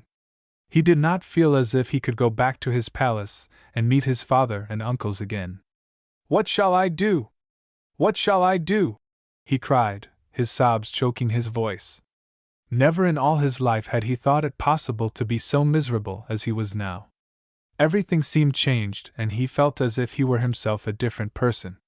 The only thing that comforted him at all was the thought of his mother, whose love had never failed him, but even that was spoiled by the remembrance that it was her husband who had wished to kill him. She must never know that, for it would break her heart, yet how could he keep it from her? Then the idea came to him that the best thing he could do would be to go away and never see his own people again. 15. What do you think was wrong in Putraka's way of looking at the past? 16. Was his idea of leaving his country and his people a sign of weakness or of strength? Chapter 9. In the end the poor young king decided that he would go right away as his father and uncles had done, and his mind being made up, he became more cheerful and began to think he might meet with some interesting adventures in a new country, where nobody knew anything about him. As soon as it was light, he wandered off into the forest, feeling, it is true, very lonely, but at the same time taking a certain pleasure in being entirely his own master, which a king can never really be, because he has to consider so many other people and to keep so many rules.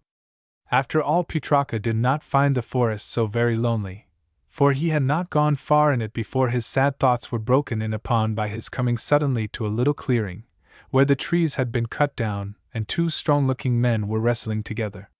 The king watched them for a little while, wondering what they were fighting about. Then he called out, "What are you doing here? What are you quarreling about?" The men were greatly surprised to hear Putraka's voice, for they thought that they were quite alone. They stopped fighting for a minute or two, and one of them said, "We are fighting for 3 very precious things which were left behind him by our father." "What are those things?" asked Putraka. "A bowl, a stick, and a pair of shoes," was the reply. "Whoever wins the fight will get them all. There they lie on the ground."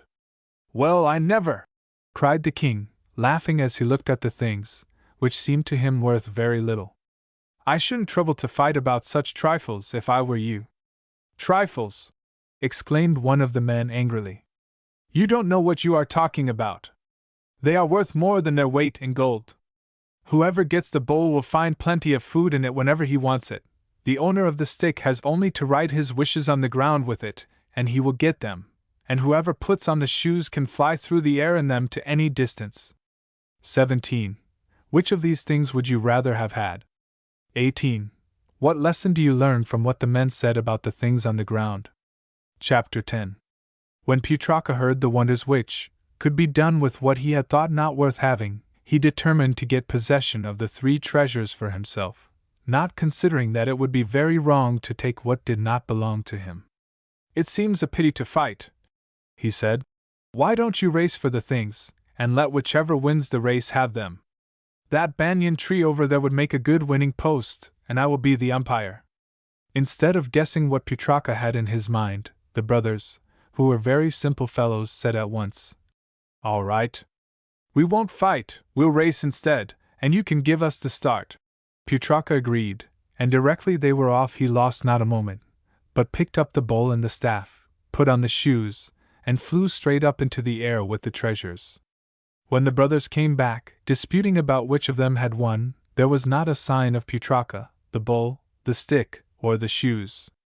They guessed at once what had happened, and after staring up in the air for a long time, they went home, feeling very much enraged with the man who had cheated them, and ashamed of having been so stupid as to trust him. 19. What do you think of Putraka's behavior in this matter? 20. If you could have had one of the 3 things Putraka stole, which would you have chosen? Chapter 11. On and on flew Putraka, full of eager delight in the new power of flight. How he loved rushing through the air, cleaving it like a bird on the wing. All he wanted to make him perfectly happy was someone to enjoy his new powers with him. Presently he found himself above a beautiful city with towers and pinnacles and minarets gleaming in the sunshine. Ah, he thought, that is the place for me. I will go down there, and see if I can find a nice house to live in, and some people to make friends with, who will not try to kill me or to cheat me, but love me and be grateful to me for any kindness I show them. As Putraka was hovering in the air above the town to which he had taken such a fancy, he noticed a little house which rather pleased him, for though it was poor-looking, there was something cheerful and homelike about it. Down he sped and alighted at the door. Only one poor old woman lived in the house, and when Putraka knocked and asked if he might come in, she said yes, at once. He gave her some money, and told her he would like to live with her, if she would let him do so. She was only too glad to consent, for she was very lonely, and the two lived happily together for a long time. 21. Do you think that if Putraka had flown home on his wonderful shoes, taking his staff and bowl with him, his father and uncles would still have tried to kill him? 22. How could Putraka have prevented them from doing him harm if he had returned to his home? Chapter 12. The old woman grew very fond of Putraka, caring for him and waiting on him as if he had been her own son. She was so anxious that he should be happy that she became afraid he would become tired of living alone with her. So she said to him one day, "My dear adopted son, you ought to have a wife to keep you company. I know the very one for you, the only one really worthy of you. She is a princess, and her name is Patala. She is so very lovely that every man who sees her falls in love with her, and wants to carry her off. So she is most carefully guarded in the top rooms of a great palace, as high as the summits of the loftiest mountains." When Putraka heard this, he was all eagerness to see the princess, and at once determined to go forth to seek her. He was more than ever glad now that he had stolen the shoes, because he knew that they would carry him even to the top of the highest mountains. 23. What qualities did the old woman show when she told Putraka about the princess? 24. What faults of character did the young king show when he decided at once to leave the old woman who had been so good to him? Chapter 13. The very evening of the day when Putraka heard about the princess, he started on his journey, taking with him his bowl and staff. The old woman gave him very careful instructions which way to go, and begged him to come back to tell her how he had got on. He promised he would, thanked her for all she had done for him, and flew away in a great state of excitement. She watched him till he was quite out of sight, and then went sadly into her lonely home, wondering if she would ever see him again. It was not long before Putraka came in sight of the palace. It was a beautiful night, and the moon was shining full upon the room in which the princess was asleep. It was a very big one, with costly furniture and priceless tapestry hung round the walls, and there were doors behind the tapestry leading to other apartments, in some of which the attendants on Patala slept, whilst others kept watch lest anyone should intrude upon their mistress. No one thought of guarding the windows, for they were so high up that only a bird could reach them. The young king alighted on the ledge of the window of the princess' room, and looked in.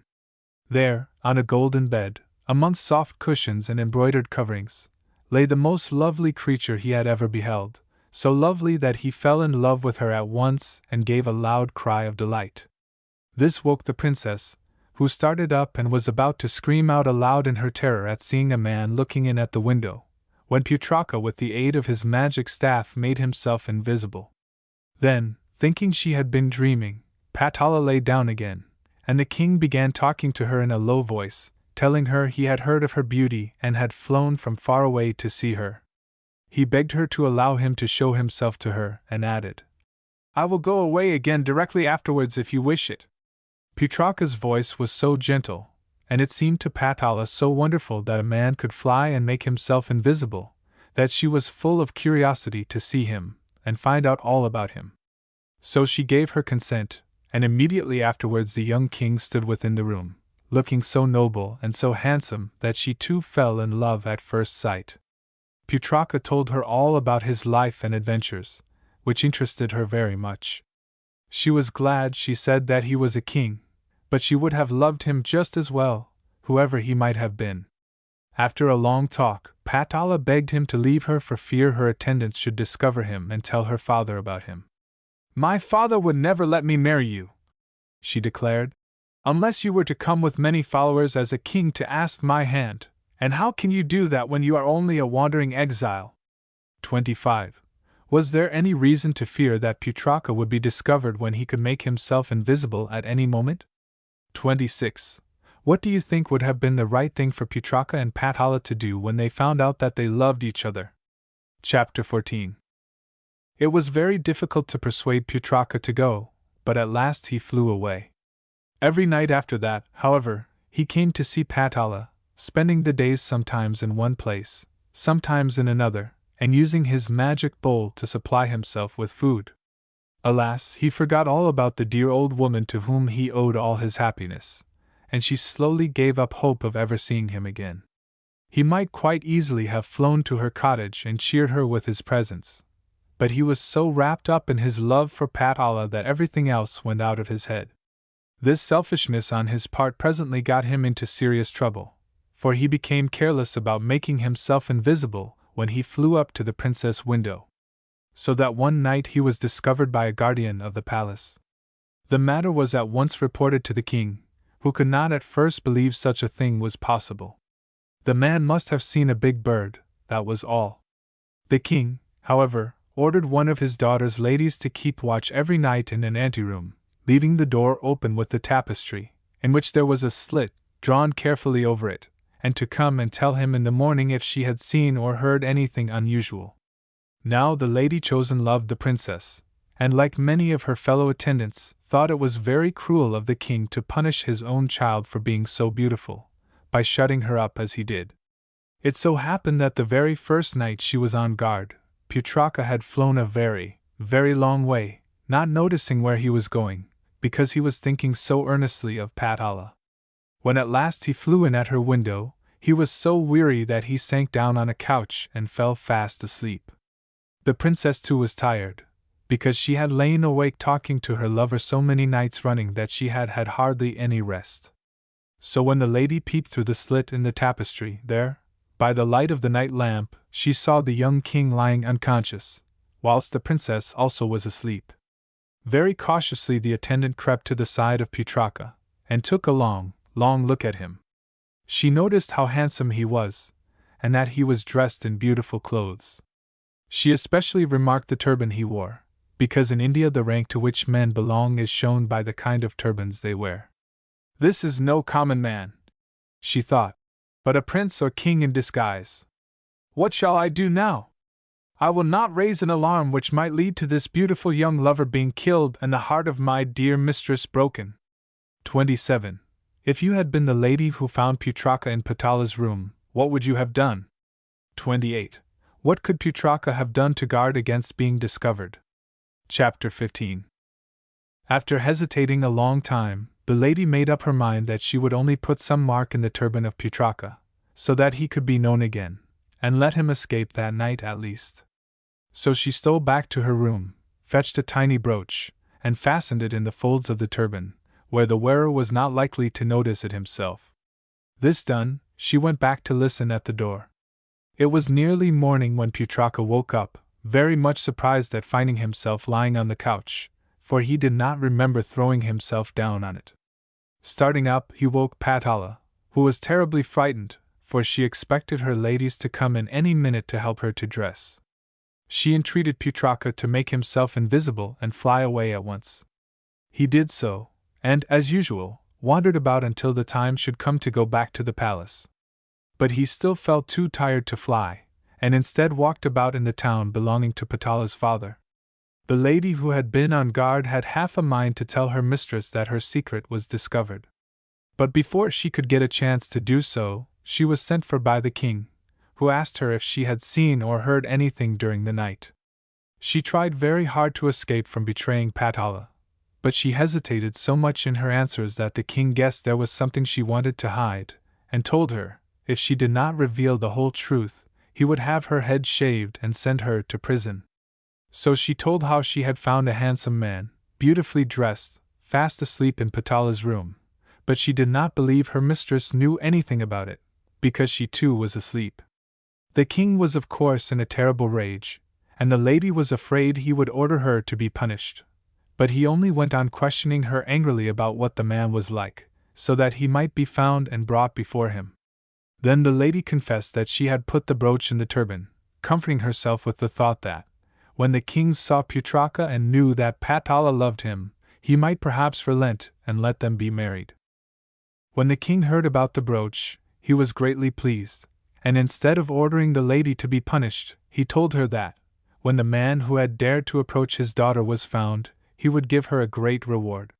He then sent forth hundreds of spies to hunt for the man with the brooch in his turban, and Putraka was very soon found, strolling quietly about in the marketplace. He was so taken by surprise that, though he had his staff in his hand and his shoes and bowl in the pocket of his robes, he had no time to write his wishes with the staff, or to put on the shoes, so he was obliged to submit to be dragged to the palace. He did all he could to persuade those who had found him to let him go, telling them he was a king and would reward them well. They only laughed at him and dragged him along with them to the palace, where he was at once taken before the king, who was sitting on his throne, surrounded by his court, in a great hall lined with soldiers. The big windows were wide open, and noticing this, Putraka did not feel at all afraid, for he knew he had only to slip on his shoes and fly out of one of the windows, if he could not persuade the king to let him marry Patala. So he stood quietly at the foot of the throne, and looked bravely into the face of his dear one's father. This only made the king more angry, and he began calling Putraka all manner of names and asking him how he dared to enter the room of his daughter. Putraka answered quietly that he loved Patala and wished to marry her. He was himself a king, and would give her all she had been used to. But it was all no good, for it only made the king more angry. He rose from his throne, and stretching out his hand, he cried, "Let him be scourged and placed in close confinement." Then Putraka with his staff wrote rapidly on the ground his wish that no one should be able to touch him, and stooping down slipped on his magic shoes. The king, the courtiers and the soldiers all remained exactly as they were, staring at him in astonishment, as he rose up in the air and flew out of one of the windows. Straightway he sped to the palace of Patala and into her room, where she was pacing to and fro in an agony of anxiety about him, for she had heard of his having been taken prisoner, and feared that her father would order him to be killed. 29. What do you think would have been the best thing for the king to do when Putraka was brought before him? 30. If Putraka had not had his shoes with him, how could he have escaped from the king's palace? Chapter 16. Great indeed was the delight of Patala when her beloved Putraka once more flew in at her window, but she was still trembling with fear for him and begged him to go away back to his own land as quickly as possible. "I will not go without you," replied Putraka. "Wrap yourself up warmly, for it is cold flying through the air, and we will go away together, and your cruel father shall never see you again." Patala wept at hearing this, for it seemed terrible to her to have to choose between the father she loved and Putraka. But in the end her lover got his own way, and just as those who were seeking him were heard approaching, he seized his dear one in his arms and flew off with her. He did not return to his own land even then, but directed his course to the Ganges, the grand and beautiful river which the people of India love and worship, calling it their mother Ganga. By the banks of the sacred stream the lovers rested, and with the aid of his magic bowl Putraka soon had a good and delicious meal ready, which they both enjoyed very much. As they ate, they consulted together what they had better do now, and Patala, who was as clever as she was beautiful, said, "Would it not be a good thing to build a new city in this lovely place? You could do it with your marvelous staff, could you not?" "Why, of course I could," said Putraka laughing. "Why didn't I think of it myself?" Very soon a wonderful town rose up, which the young king wished to be as much as possible like the home he had left, only larger and fuller of fine buildings than it.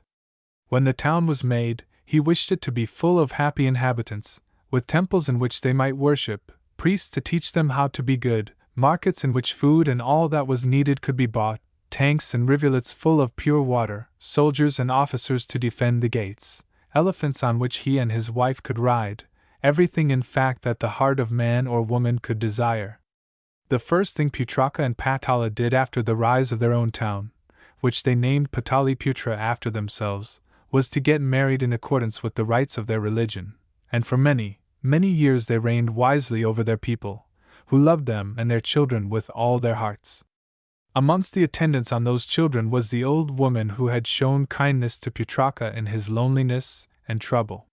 For when he told Patala the story of his life, she reproached him for his neglect of one to whom he owed so much.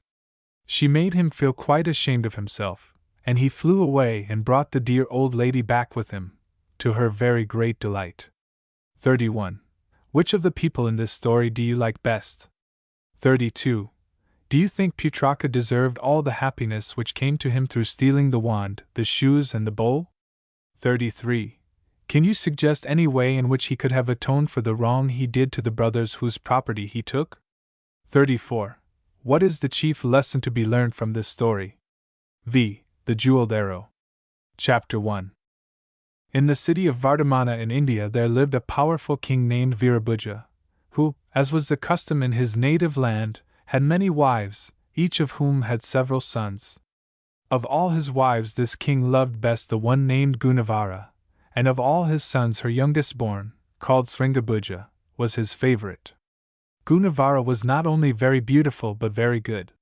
She was so patient that nothing could make her angry, so unselfish that she always thought of others before herself, and so wise that she was able to understand how others were feeling, however different their natures were from her own. Sringabhuja, the son of Gunavara, resembled his mother in her beauty and her unselfishness. He was also very strong and very clever, whilst his brothers were quite unlike him. They wanted to have everything their own way, and they were very jealous indeed of their father's love for him. They were always trying to do him harm, and though they often quarreled amongst themselves, they would band together to try and hurt him. It was very much the same with the king's wives. They hated Gunavara, because their husband loved her more than he did them, and they constantly came to him with stories they had made up of the wicked things she had done. Amongst other things they told the king that Gunavara did not really love him but cared more for someone else than she did for him. The most bitter of all against her was the wife called Ayasaleka, who was cunning enough to know what sort of tale the king was likely to believe. The very fact that Virabhuja loved Gunavara so deeply made him more ready to think that perhaps after all she did not return his affection, and he longed to find out the truth. So he in his turn made up a story, thinking by its means to find out how she felt for him. He therefore went one day to her private apartments, and having sent all her attendants away, he told her he had some very sad news for her which he had heard from his chief astrologer. Astrologers, you know, are wise men, who are supposed to be able to read the secrets of the stars, and learn from them things which are hidden from ordinary human beings. Gunavara therefore did not doubt that what her husband was about to tell her was true, and she listened eagerly, her heart beating very fast in her fear that some trouble was coming to those she loved. Great indeed was her sorrow and surprise, when Virabhuja went on to say that the astrologer had told him that a terrible misfortune threatened him and his kingdom, and the only way to prevent it was to shut Gunavara up in prison for the rest of her life. The poor queen could hardly believe that she had heard rightly. She knew she had done no wrong, and could not understand how putting her in prison could help anybody. She was quite sure that her husband loved her, and no words could have expressed her pain at the thought of being sent away from him and her dear son. Yet she made no resistance, not even asking Virabhuja to let her see Sringabhuja again. She just bowed her beautiful head and said, "Be it unto me as my lord wills. If he wishes my death, I am ready to lay down my life." This submission made the king feel even more unhappy than before. He longed to take his wife in his arms and tell her he would never let her go, and perhaps if she had looked at him then, he would have seen all her love for him in her eyes. But she remained perfectly still with bowed head, waiting to hear what her fate was to be. Then the thought entered Virabhuja's mind, She is afraid to look at me. What Ayaseleka said was true. 1. Can true love suspect the loved one of evil? 2. Is true love ever jealous? Chapter 2. So the king summoned his guards and ordered them to take his wife to a strong prison and leave her there. She went with them without making any resistance, only turning once to look lovingly at her husband as she was led away. Virabhuja returned to his own palace and had not been there very long when he got a message from Ayaseleka, begging him to give her an interview, for she had something of very great importance to tell him. The king consented at once, thinking to himself, "Perhaps she has found out that what she told me about my dear Gunavara is not true." Great then was his disappointment when the wicked woman told him she had discovered a plot against his life. The son of Gunavara and some of the chief men of the kingdom, she said, had agreed together to kill him, so that Sringabhuja might reign in his stead. She and some of the other wives had overheard conversations between them, and were terrified lest their beloved lord should be hurt. The young prince, she declared, had had some trouble in persuading the nobles to help him, but he had succeeded at last. Virabhuja simply could not believe this story, for he trusted his son as much as he loved him, and he sent the mischief maker away, telling her not to dare to enter his presence again. For all that he could not get the matter out of his head.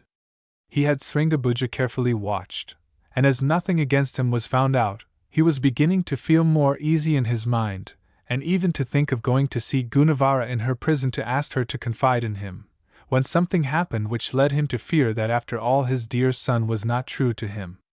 This was what made him uneasy. He had a wonderful arrow, set with precious jewels, which had been given to him by a magician, and had the power of hitting without fail whatever it was aimed at from however great a distance. The very day he had meant to visit his ill-treated wife, he missed this arrow from the place in which he kept it concealed. This distressed him very much, and after seeking it in vain, he summoned all those who were employed in the palace to his presence, and asked if any of them knew anything about the arrow. He promised that he would forgive any one who helped him to get it back, even if it were the thief himself, but added that, if it was not found in 3 days, he would have all the servants beaten until the one who had stolen it confessed. 3. Do you think this was the best way to find out who had taken the arrow? 4. How would you have set about learning the truth if you had been the king? Chapter 3. Now the fact of the matter was that Ayaseleka, who had told the wicked story about Gunavara, knew where the king kept the arrow, had taken it to her private rooms, and had sent for her own sons and those of the other wives, all of whom hated Sringabhuja, to tell them of a plot to get their brother into disgrace. "You know," she said to them, "how much better your father loves Sringabhuja than he does any of you, and that, when he dies, he will leave the kingdom and all his money to him. Now I will help you to prevent this by getting rid of Sringabhuja. You must have a great shooting match, in which your brother will be delighted to take part, for he is very proud of his skill with the bow and arrow. On the day of the match, I will send for him and give him the jeweled arrow belonging to your father to shoot with, telling him the king had said I might lend it to him. Your father will then think he stole it, and order him to be killed." The brothers were all delighted at what they thought a very clever scheme, and did just what Ayaseleka advised. When the day came, great crowds assembled to see the shooting at a large target set up near the palace. The king himself and all his court were watching the scene from the walls, and it was difficult for the guards to keep the course clear. The brothers, beginning at the eldest, all pretended to try and hit the target, but none of them really wished to succeed, because they thought that, when Sringabhuja's turn came, as their father's youngest son, he would win the match with the jeweled arrow. Then the king would order him to be brought before him, and he would be condemned to death or imprisonment for life. Now, as very often happens, something no one in the least expected upset the carefully planned plot. Just as Sringabhuja was about to shoot at the target, a big crane flew on to the ground between him and it, so that it was impossible for him to take proper aim. The brothers, seeing the bird and anxious to shoot it for themselves, all began to clamor that they should be allowed to shoot again. Nobody made any objection, and Sringabhuja stood aside, with the jeweled arrow in the bow, waiting to see what they would do, but feeling sure that he would be the one to kill the bird.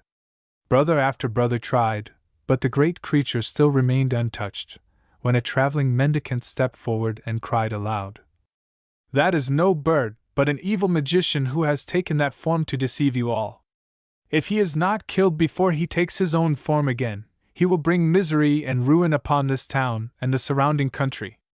You know perhaps that mendicants or beggars in India are often holy men whose advice even kings are glad to listen to, so that, when everyone heard what this beggar said, there was great excitement and terror. For many were the stories told of the misfortunes Rakshas, or evil magicians, had brought on other cities. The brothers all wanted to try their luck once more, but the beggar checked them, saying, "No, no, where is your youngest brother Sringabhuja? He alone will be able to save your homes, your wives and your children, from destruction." Then Sringabhuja came forward, and as the sun flashed upon the jewels and the stolen arrow, revealing to the watching king that it was his own beloved son who had taken it, the young prince let it fly straight for the bird. It wounded but did not kill the crane, which flew off with the arrow sticking in its breast, the blood dripping from it in its flight, which became gradually slower and slower. At the sight of the bird going off with the precious jeweled arrow, the king was filled with rage, and sent orders that Sringabhuja should be fetched to his presence immediately. But before the messengers reached him, he had started in pursuit of the bird, guided by the blood drops on the ground. 5. Did the brothers show wisdom in the plot they laid against their brother?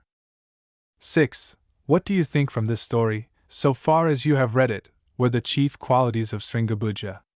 Chapter 4. As Sringabhuja sped along after the crane, the beggar made some strange signs in the air with the staff he used to help him along, and such clouds of dust arose that no one could see in which direction the young prince had gone.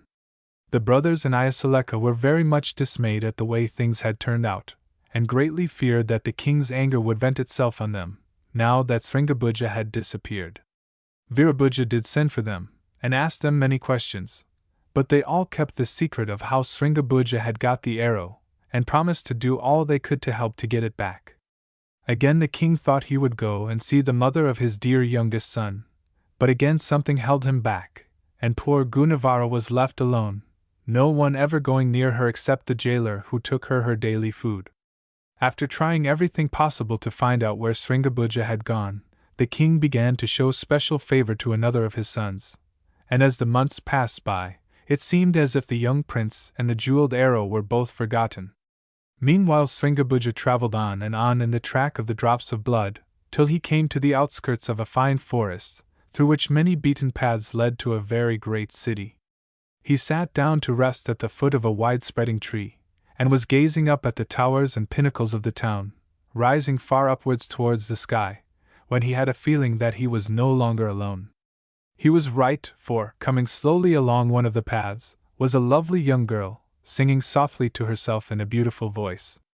Her eyes were like those of a young doe, and her features were perfect in their form and expression, reminding Sringabhuja of his mother, whom he was beginning to fear he would never see again. When the young girl was quite close to him, he startled her by saying, "Can you tell me what is the name of this city?" "Of course I can," she replied, "for I live in it. It is called Dhammapura, and it belongs to my father. He is a great magician named Agnishika, who loves not strangers.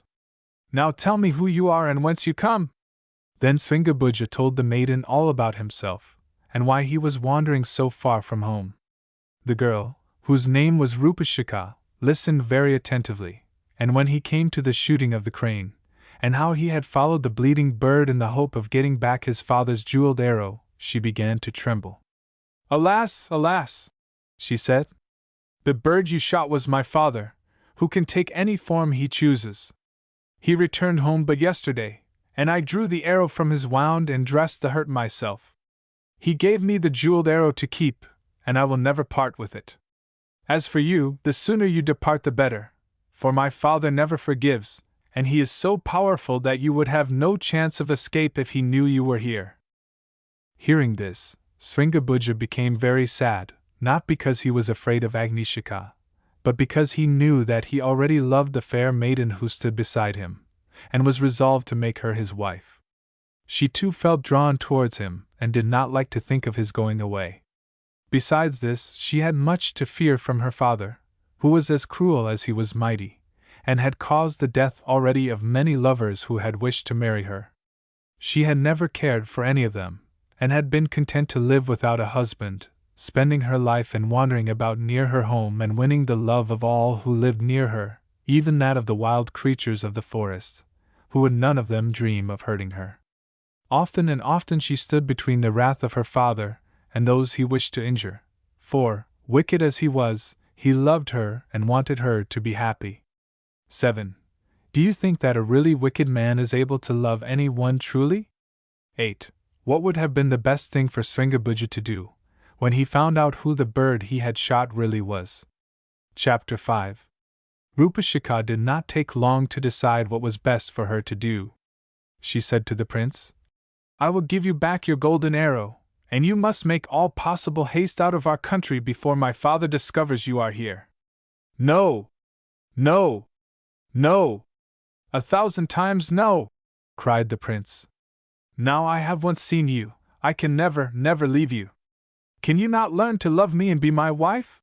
Then he fell prostrate at her feet, and looked up into her face so lovingly that she could not resist him. She bent down towards him, and the next moment they were clasped in each other's arms, quite forgetting all the dangers that threatened them. Rupashika was the first to remember her father, and drawing herself away from her lover, she said to him, "Listen to me, and I will tell you what we must do. My father is a magician, it is true, but I am his daughter, and I inherit some of his powers. If only you will promise to do exactly as I tell you, I think I may be able to save you, and perhaps even become your wife. I am the youngest of a large family and my father's favorite. I will go and tell him that a great and mighty prince, hearing of his wonderful gifts, has come to our land to ask for an interview with him. Then I will tell him that I have seen you, fallen in love with you, and want to marry you. He will be flattered to think his fame has spread so far, and will want to see you, even if he refuses to let me be your wife. I will lead you to his presence and leave you with him alone. If you really love me, you will find the way to win his consent, but you must keep out of his sight till I have prepared the way for you. Come with me now, and I will show you a hiding place." Rupashika then led the prince far away into the depths of the forest, and showed him a large tree, the wide-spreading branches of which touched the ground, completely hiding the trunk, in which there was an opening large enough for a man to pass through. Steps cut in the inside of the trunk led down to a wide space underground, and there the magician's daughter told her lover to wait for her return. "Before I go," she said, "I will tell you my own password, which will save you from death if you should be discovered. It is lotus flower, and everyone to whom you say it will know that you are under my protection." When Rupashika reached the palace, she found her father in a very bad humor, because she had not been to ask how the wound in his breast was getting on. She did her best to make up for her neglect, and when she had dressed the wound very carefully, she prepared a dainty meal for her father with her own hands, waiting upon him herself whilst he ate it. All this pleased him, and he was in quite an amiable mood when she said to him, "Now I must tell you that I too have had an adventure. As I was gathering herbs in the forest, I met a man I had never seen before, a tall, handsome young fellow looking like a prince, who told me he was seeking the palace of a great and wonderful magician, of whose marvelous deeds he had heard. Who could that magician have been but you, my father?" she added. "I told him I was your daughter, and he entreated me to ask you to grant him an interview." Agnishika listened to all this without answering a word. He was pleased at this fresh proof that his fame had spread far and wide, but he guessed at once that Rupashika had not told him the whole truth. He waited for her to go on, and as she said no more, he suddenly turned angrily upon her, and in a loud voice asked her, "And what did my daughter answer?" Then Rupashika knew that her secret had been discovered. And rising to her full height, she answered proudly, "I told him I would seek you and ask you to receive him. And now I will tell you, my father, that I have seen the only man I will ever marry, and if you forbid me to do so, I will take my own life, for I cannot live without him." "Send for the man immediately," cried the magician, "and you shall hear my answer when he appears before me."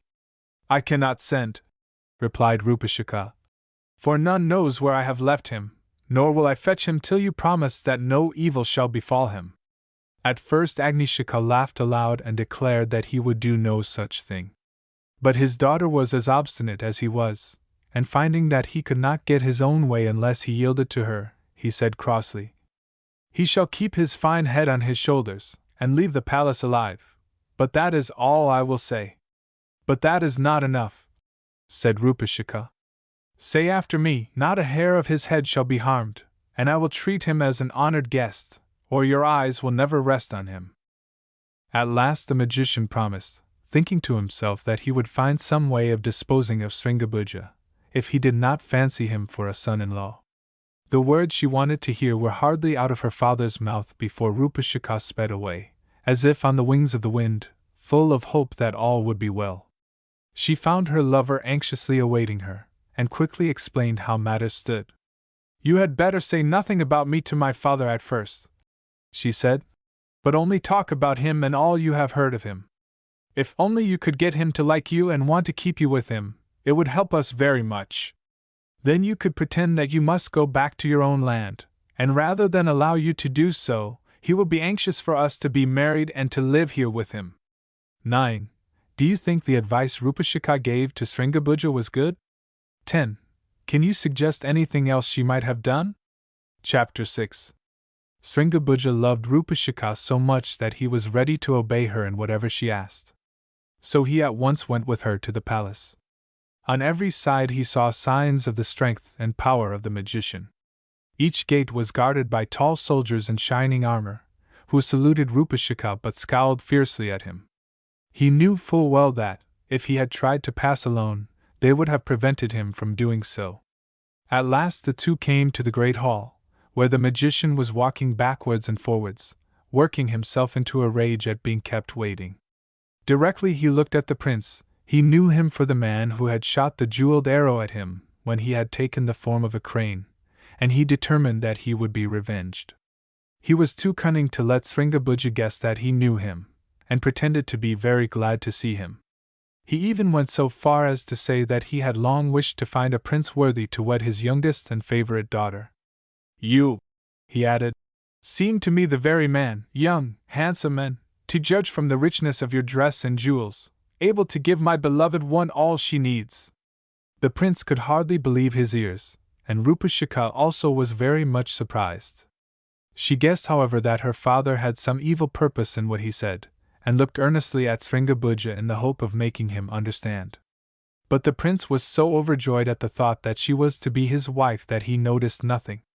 So when Agnishika added, "I only make one condition, you must promise that you will never disobey my commands, but do whatever I tell you without a moment's hesitation," Sringabhuja, without waiting to think, said at once, "Only give me your daughter and I will serve you in any way you wish."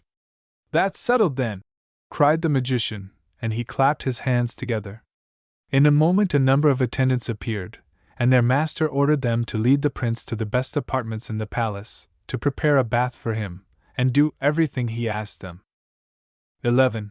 What great mistake did the prince make when he gave this promise? 12. What answer should he have made? Chapter 7. As Sringabhuja followed the servants, Rupashika managed to whisper to him, "Beware! Await a message from me." When he had bathed and was arraying himself in fresh garments provided by his host, waited on, hand and foot, by servants who treated him with the greatest respect, a messenger arrived, bearing a sealed letter which he reverently handed to the prince. Sringabhuja guessed at once from whom it came, and anxious to read it alone, he hastily finished his toilette and dismissed the attendants. "My beloved," said the letter, which was, of course, from Rupashika, "my father is plotting against you, and very foolish were you to promise you would obey him in all things. I have 10 sisters all exactly like me, all wearing dresses and necklaces which are exact copies of each other, so that few can tell me from the others. Soon you will be sent for to the great hall, and we shall all be together there. My father will bid you choose your bride from amongst us, and if you make a mistake all will be over for us. But I will wear my necklace on my head instead of round my neck, and thus will you know your own true love. And remember, my dearest, to obey no future command without hearing from me, for I alone am able to outwit my terrible father." Everything happened exactly as Rupashika described. The prince was sent for by Agnishika, who, as soon as he appeared, gave him a garland of flowers and told him to place it round the neck of the maiden who was his promised bride. Without a moment's hesitation, Sringabhuja picked out the right sister, and the magician, though inwardly enraged, pretended to be so delighted at this proof of a lover's clear-sightedness that he cried, "You are the son-in-law for me! The wedding shall take place tomorrow." 13. Can you understand how it was that the magician did not notice the trick Rupashika had played upon him? 14. What fault blinds people to the truth more than any other? Chapter 8. When Sringabhuja heard what Agnishika said, he was full of joy, but Rupashika knew well that her father did not mean a word of it. She waited quietly beside her lover, till the magician bade all the sisters but herself leave the hall. Then the magician, with a very wicked look on his face, said, "Before the ceremony there is just one little thing you must do for me, dear son-in-law that is to be. Go outside the town, and near the most westerly tower you will find a team of oxen and a plough awaiting you. Close to them is a pile of 300 bushels of sesame seed. This you must sow this very day, or instead of a bridegroom you will be a dead man tomorrow." Great was the dismay of Sringabhuja when he heard this. But Rupashika whispered to him, "Fear not, for I will help you." Sadly the prince left the palace alone, to seek the field outside the city. The guards, who knew he was the accepted lover of their favorite mistress, letting him pass unhindered. There, sure enough, near the western tower were the oxen, the plough, and a great pile of seed. Never before had poor Sringabhuja had to work for himself, but his great love for Rupashika made him determined to do his best. So he was about to begin to guide the oxen across the field, when, behold, all was suddenly changed. Instead of an unploughed tract of land, covered with weeds, was a field with rows and rows of regular furrows. The piles of seed were gone, and flocks of birds were gathering in the hope of securing some of it as it lay in the furrows. As Sringabhuja was staring in amazement at this beautiful scene, he saw Rupashika, looking more lovely than ever, coming towards him. "Not in vain," she said to him, "am I my father's daughter. I too know how to compel even nature to do my will, but the danger is not over yet. Go quickly back to the palace, and tell Agnishika that his wishes are fulfilled." 15. Can the laws of nature ever really be broken? 16. What is the only way in which man can conquer nature? Chapter 9. The magician was very angry indeed when he heard that the field was ploughed and the seed sown. He knew at once that some magic had been at work, and suspected that Rupashika was the cause of his disappointment. Without a moment's hesitation he said to the prince, "No sooner were you gone than I decided not to have that seed sown. Go back at once, and pile it up where it was before." This time Sringabhuja felt no fear or hesitation, for he was sure of the power and will to help him of his promised bride. So back he went to the field, and there he found the whole vast space covered with millions and millions of ants, busily collecting the seed and piling it up against the wall of the town. Again Rupashika came to cheer him, and again she warned him that their trials were not yet over. She feared, she said, that her father might prove stronger than herself, for he had many allies at neighboring courts ready to help him in his evil purposes. "Whatever else he orders you to do, you must see me before you leave the palace. I will send my faithful messenger to appoint a meeting in some secret place." Agnishika was not much surprised when the prince told him that his last order had been obeyed, and thought to himself, "I must get this tiresome fellow out of my domain, where that too clever child of mine will not be able to help him." "Well," he said, "I suppose the wedding must take place tomorrow after all, for I am a man of my word. We must now set about inviting the guests.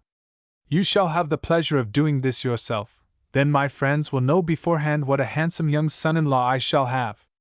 The first person to summon to the wedding is my brother Dumashika, who has taken up his abode in a deserted temple a few miles from here. You must ride at once to that temple, rein up your steed opposite it, and cry, 'Dumashika, your brother Agnishika has sent me hither to invite you to witness my marriage with his daughter Rupashika tomorrow. Come without delay, your message given, ride back to me, and I will tell you what farther tasks you must perform before the happy morrow dawns.' When Sringabhuja left the palace, he knew not where to seek a horse to bear him on this new errand. But as he was nearing the gateway by which he had gone forth to sow the field with seed, a handsome boy approached him and said, "If my lord will follow me, I will tell him what to do." Somehow the voice sounded familiar, and when the guards were left far enough behind to be out of hearing, the boy looked up at Sringabhuja with a smile that revealed Rupashika herself. "Come with me," she said, and taking his hand she led him to a tree beneath which stood a noble horse, richly caparisoned, which pawed the ground and whinnied to its mistress as she drew near. "You must ride this horse," said Rupashika, "who will obey you if you but whisper in his ear, and you must take earth, water, wood and fire with you, which I will give you. You must go straight to the temple, and when you have called out your message, turn without a moment's delay, and ride for your life as swiftly as your steed will go, looking behind you all the time. No guidance will be necessary, for Meerut, that is my horse's name, knows well what he has to do." Then Rupashika gave Sringabhuja a bowl of earth, a jar of water, a bundle of thorns and a brazier full of burning charcoal, hanging them by strong thongs upon the front of his saddle so that he could reach them easily. "My father," she told him, "has given my uncle instructions to kill you, and he will follow you upon his swift Arab steed. When you hear him behind you, fling earth in his path. If that does not stop him, pour out some of the water, and if he still perseveres, scatter the burning charcoal before him." 17.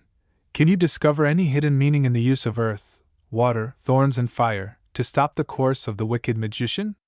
18. Do you think the prince loved Rupashika better than he loved himself? Chapter 10. Away went the prince after he had received these instructions, and very soon he found himself opposite the temple, with the images of 3 of the gods worshipped in India to prove that it had been a sanctuary before the magician took up his abode in it. Directly Sringabhuja shouted out his message to Dumashika, the wicked dweller in the temple came rushing forth from the gateway, mounted on a huge horse, which seemed to be belching forth flames from its nostrils as it bounded along.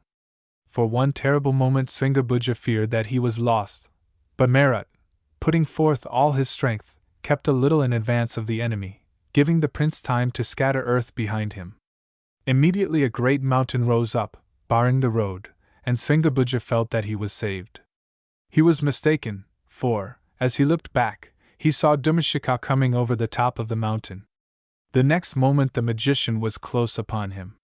So he emptied his bowl of water, and behold, a huge river with great waves hid pursuer and pursued from each other. Even this did not stop the mighty Arab horse, which swam rapidly across, the rider loudly shouting out orders to the prince to stop. When the prince heard the hoofs striking on the dry ground behind him again, he threw out the thorns, and a dense wood sprouted up as if by magic, which for a few moments gave fresh hope of safety to Sringabhuja, for it seemed as if even the powerful magician would be unable to get through it. He did succeed, however, but his clothes were nearly torn off his back, and his horse was bleeding from many wounds made by the cruel thorns. Sringabhuja too was getting weary, and remembered that he had only one more chance of checking his relentless enemy. He could almost feel the breath of the panting steed as it drew near, and with a loud cry to his beloved Rupashika, he threw the burning charcoal on the road. In an instant the grass by the wayside, the trees overshadowing it, and the magic wood which had sprung from the thorns, were alight, burning so fiercely that no living thing could approach them safely. The wicked magician was beaten at last, and was soon himself fleeing away, as fast as he could, with the flames following after him as if they were eager to consume him. Whether his enemy ever got back to his temple, Sringabhuja never knew.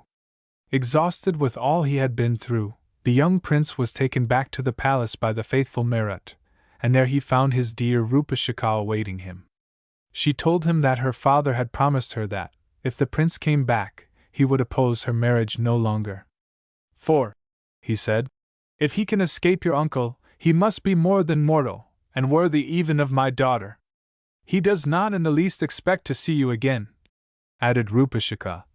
"And even if he allows us to marry, he will never cease to hate you, for I am quite sure he knows that you shot the jeweled arrow at him when he was in the form of a crane. If I ever am your wife, he will try to punish you through me. But have no fear, I shall know how to manage him. Fresh powers have been lately given to me by another uncle whose magic is stronger than that of any of my other relations." When Sringabhuja had bathed and rested, he robed himself once more in the garments he had worn the day he first saw Rupashika, and together the lovers went to the great hall to seek an interview with Agnishika.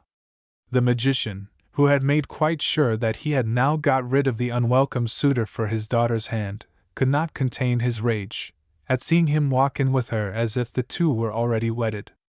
He stamped about, pouring out abuse, until he had quite exhausted himself, the lovers looking on quietly without speaking. At last, coming close to them, Agnishika shouted, in a loud, harsh voice, "So you have not obeyed my orders? You have not bid my brother to the wedding? Your life is forfeit, and you will die tomorrow instead of marrying Rupashika.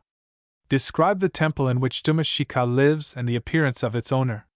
Then Sringabhuja gave such an exact account of the temple, naming the gods whose images still adorned it, and of the terrible man riding the noble steed who had pursued him, that the magician was convinced against his will, and knowing that he must keep his word to Rupashika, he gave his consent for the preparations for the marriage on the morrow to begin. 19. What is your opinion of the character of Agnishika? 20. Do you think he was at all justified in the way in which he treated his daughter and Sringabhuja? Chapter 11.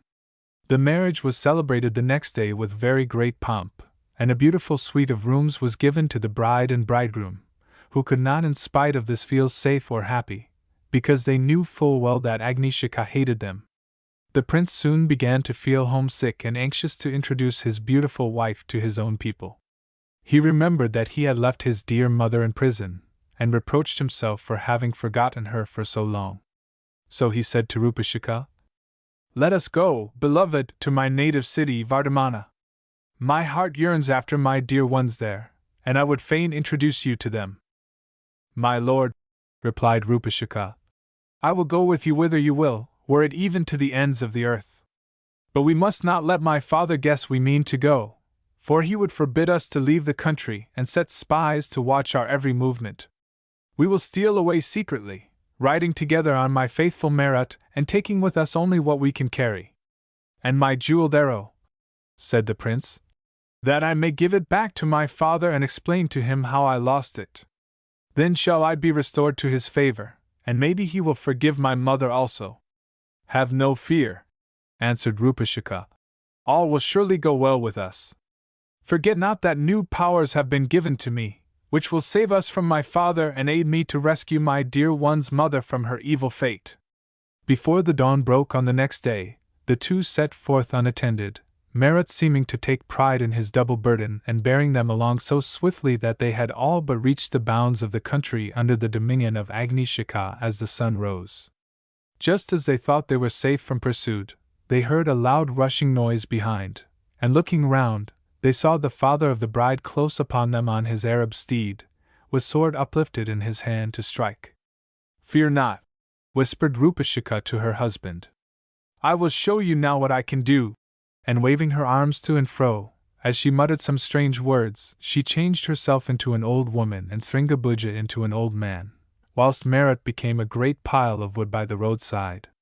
When the angry father reached the spot, the bride and bridegroom were busily gathering sticks to add to the pile, seemingly too absorbed in their work to take any notice of the angry magician, who shouted out to them, "Have you seen a man and a woman pass along this way?"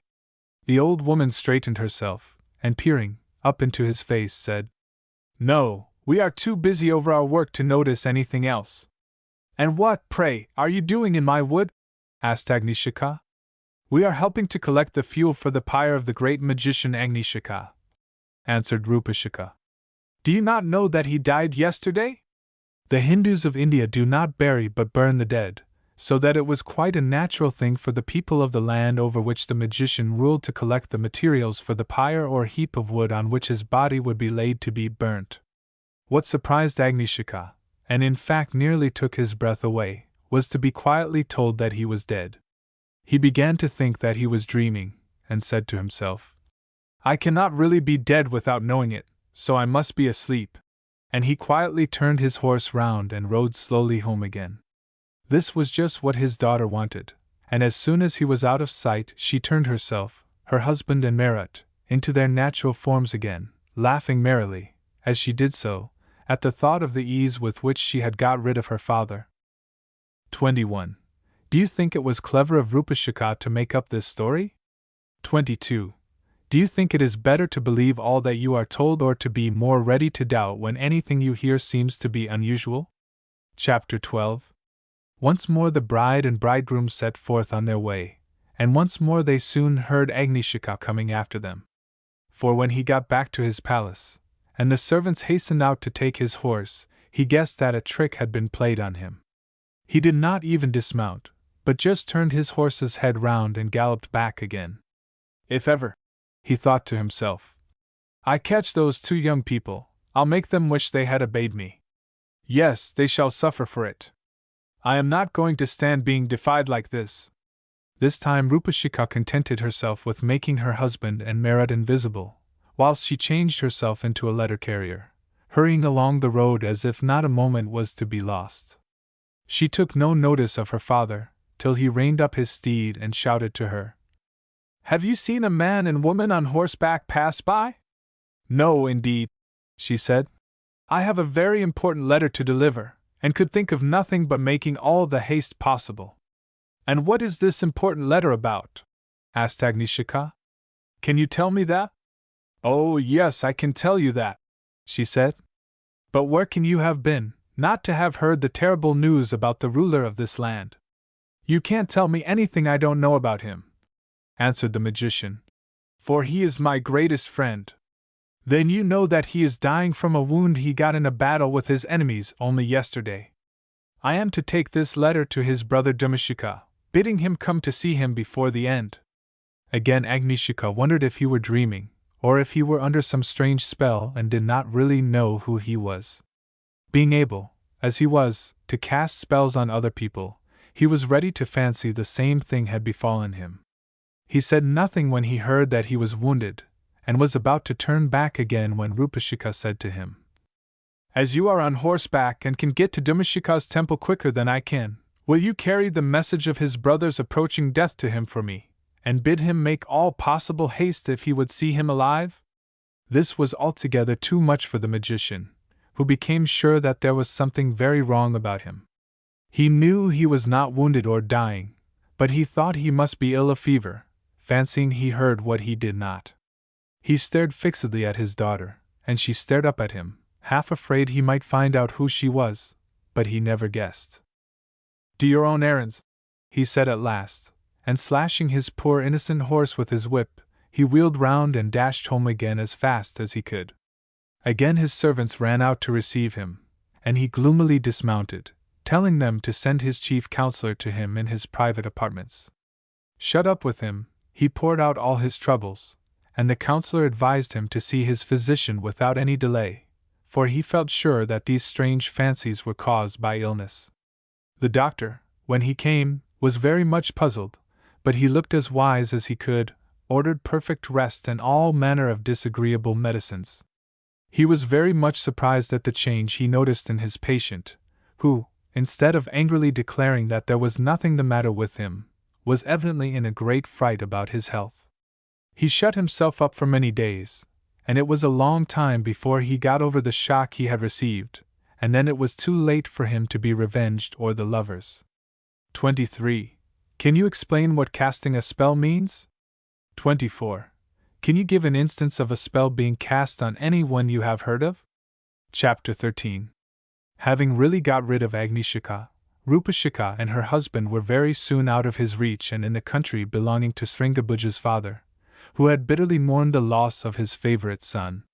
When the news was brought to him that two strangers, a handsome young man and a beautiful woman, who appeared to be husband and wife, had entered his capital, he hastened forth to meet them, hoping that perhaps they could give him news of Sringabhuja. What was his joy when he recognized his dear son, holding the jeweled arrow, which had led him into such trouble, in his right hand, as he guided Mera with his left. The king flung himself from his horse, and Sringabhuja, giving the reins to Rupashika, also dismounted. The next moment he was in his father's arms, everything forgotten and forgiven in the happy reunion. Great was the rejoicing over Sringabhuja's return, and hearty was the welcome given to his beautiful bride, who quickly won all hearts but those of the wicked wives and sons who had tried to harm her husband and his mother. They feared the anger of the king, when he found out how they had deceived him, and they were right to fear. Sringabhuja's very first act was to plead for his mother to be set free. He would not tell any of his adventures, he said, till she could hear them too, and the king, full of remorse for the way he had treated her, went with him to the prison in which she had been shut up all this time. What was poor Gunavara's joy, when the two entered the place in which she had shed so many tears! She could not at first believe her eyes or ears, but soon she realized that her sufferings were indeed over. She could not be quite happy till her beloved husband said he knew she had never loved anyone but him. She had been accused falsely, she said, and she wanted the woman who had told a lie about her to be made to own the truth. This was done in the presence of the whole court, and when judgment had been passed upon Ayasaleka, the brothers of Sringabhuja were also brought before their father, who charged them with having deceived him. They too were condemned, and all the culprits would have been taken to prison and shut up for the rest of their lives, if those they had injured had not pleaded for their forgiveness. Gunavara and her son prostrated themselves at the foot of the throne, and would not rise till they had won pardon for their enemies.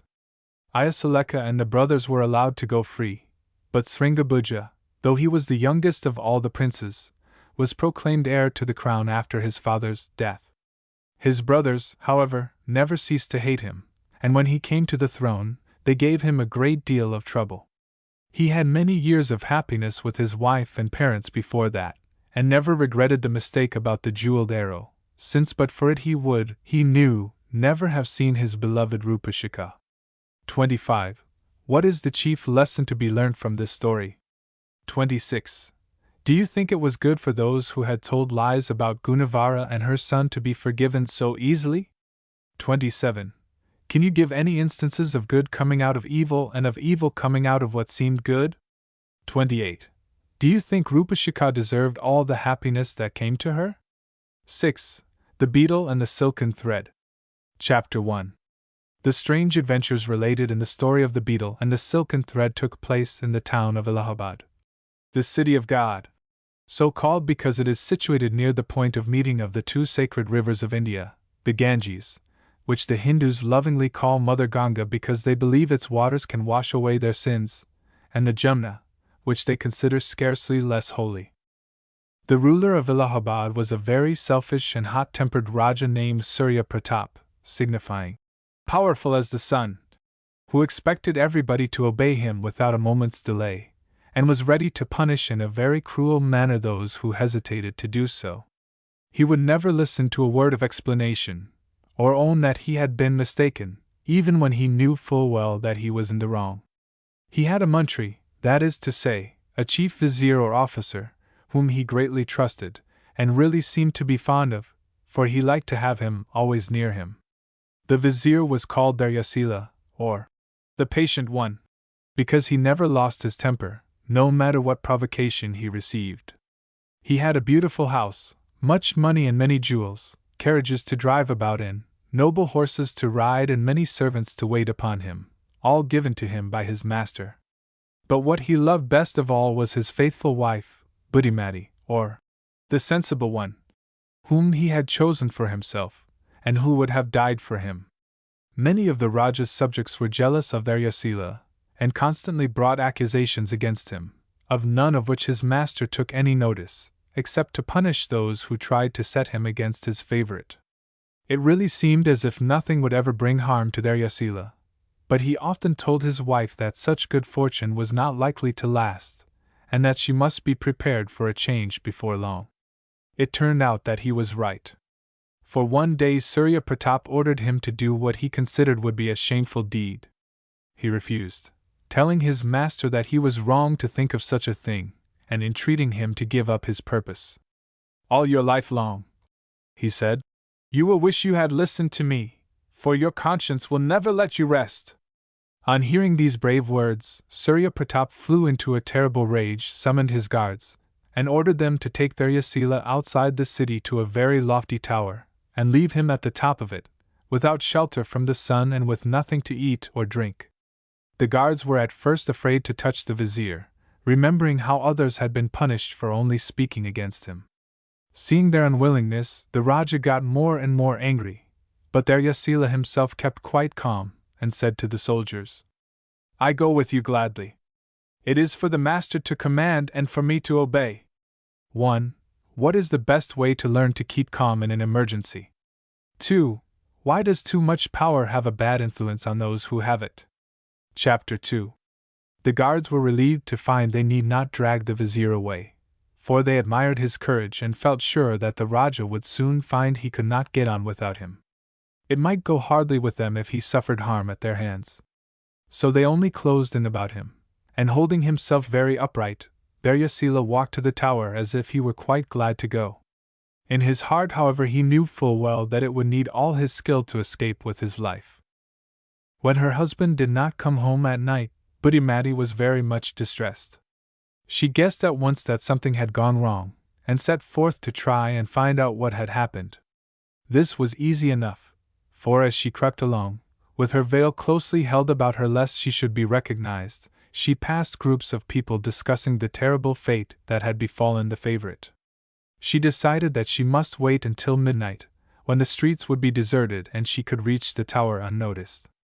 It was almost dark when she got there, but in the dim light of the stars she made out the form of him she loved better than herself, leaning over the edge of the railing at the top. "Is my dear lord still alive?" she whispered. "And is there anything I can do to help him?" "You can do everything that is needed to help me," answered Dharyasila quietly, "if you only obey every direction I give you. Do not for one moment suppose that I am in despair. I am more powerful even now than my master, who has but shown his weakness by attempting to harm me. Now listen to me. Come tomorrow night at this very hour, bringing with you the following things: first, a beetle; secondly, 60 yards of the finest silk thread, as thin as a spider's web; thirdly, 60 yards of cotton thread, as thin as you can get it, but very strong; fourthly, 60 yards of good stout twine; fifthly, 60 yards of rope, strong enough to carry my weight; and last, but certainly not least, 1 drop of the purest bee's honey." 3. Do you think the vizier thought of all these things before or after he was taken to the tower? 4. What special quality did he display in the way in which he faced his position on the tower? Chapter 3. Buddhimati listened very attentively to these strange instructions, and began to ask questions about them. "Why do you want the beetle? Why do you want the honey?" and so on. But her husband checked her. "I have no strength to waste in explanations," he said. "Go home in peace, sleep well, and dream of me." So the anxious wife went meekly away, and early the next day she set to work to obey the orders she had received. She had some trouble in obtaining fine enough silk, so very, very thin it had to be, like a spider's web. But the cotton, twine, and rope were easily bought, and to her surprise she was not asked what she wanted them for. It took her a good while to choose the beetle. For though she had a vague kind of idea that the silk, the cotton, twine, and rope were to help her husband get down from the tower, she could not imagine what share the beetle and the honey were to take. In the end she chose a very handsome, strong-looking, brilliantly colored fellow who lived in the garden of her home and whom she knew to be fond of honey. 5. Can you guess how the beetle and the honey were to help in saving Dharyasila? 6. Do you think it would have been better if the vizier had told his wife how all the things he asked for were to be used? Chapter 4. All the time Buddhimati was at work for her husband, she was thinking of him and looking forward to the happy day of his return home. She had such faith in him that she did not for a moment doubt that he would escape. But she was anxious about the future, feeling sure that the Raja would never forgive Dharyasila for being wiser than himself. Exactly at the time fixed the faithful wife appeared at the foot of the tower, with all the things she had been told to bring with her. "Is all well with my lord?" she whispered, as she gazed up through the darkness. "I have the silken thread as fine as gossamer, the cotton thread, the twine, the rope, the beetle, and the honey." "Yes," answered Dharyasila. "All is still well with me. I have slept well, feeling confident that my dear one would bring all that is needed for my safety. but I dread the great heat of another day, and we must lose no time in getting away from this terrible tower. Now attend most carefully to all I bid you do, and remember not to speak loud, or the sentries posted within hearing will take alarm and drive you away. First of all, tie the end of the silken thread round the middle of the beetle, leaving all its legs quite free. Then rub the drop of honey on its nose, and put the little creature on the wall, with its nose turned upwards towards me. It will smell the honey, but will not guess that it carries it itself, and it will crawl upwards in the hope of getting to the hive from which that honey came. Keep the rest of the silk firmly held, and gradually unwind it as the beetle climbs up. Mind you do not let it slip, for my very life depends on that slight link with you. 7. Which do you think had the harder task to perform, the husband at the top of the tower or the wife at the foot of it? 8. Do you think the beetle was likely to imagine it was on the way to a hive of bees when it began to creep up the tower? Chapter 5. Buddhimati, though her hands shook and her heart beat fast as she realized all that depended on her, kept the silk from becoming entangled, and when it was nearly all unwound, she heard her husband's voice saying to her, "Now tie the cotton thread to the end of the silk that you hold, and let it gradually unwind." She obeyed, fully understanding now what all these preparations were for. When the little messenger of life reached the top of the tower, Dharyasila took it up in his hand and very gently unfastened the silken thread from its body. Then he placed the beetle carefully in a fold of his turban, and began to pull the silken thread up, very, very slowly, for if it had broken, his wonderful scheme would have come to an end. Presently he had the cotton thread in his fingers, and he broke off the silk, wound it up, and placed it too in his turban. It had done its duty well, and he would not throw it away. "Half the work is done now," he whispered to his faithful wife. "You have all but saved me now. Take the twine and tie it to the end of the cotton thread."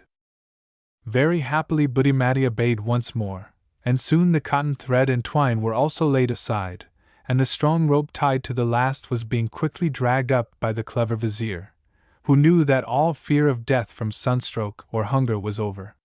When he had all the rope on the tower, he fastened one end of it to the iron railing which ran round the platform on which he stood, and very quickly slid down to the bottom, where his wife was waiting for him, trembling with joy.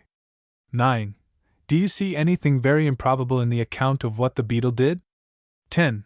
If the beetle had not gone straight up the tower, what do you think would have happened? Chapter 6. After embracing his wife and thanking her for saving him, the vizier said to her, "Before we return home, let us give thanks to the great God who helped me in my need by putting into my head the device by which I escaped."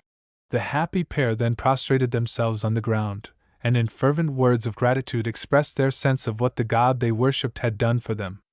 "And now," said Dharyasila, "the next thing we have to do is to take the dear little beetle which was the instrument of my rescue back to the place it came from."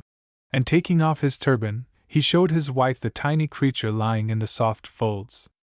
Buddhimati led her husband to the garden where she had found the beetle, and Dharyasila laid it tenderly on the ground, fetched some food for it, such as he knew it loved, and there left it to take up its old way of life.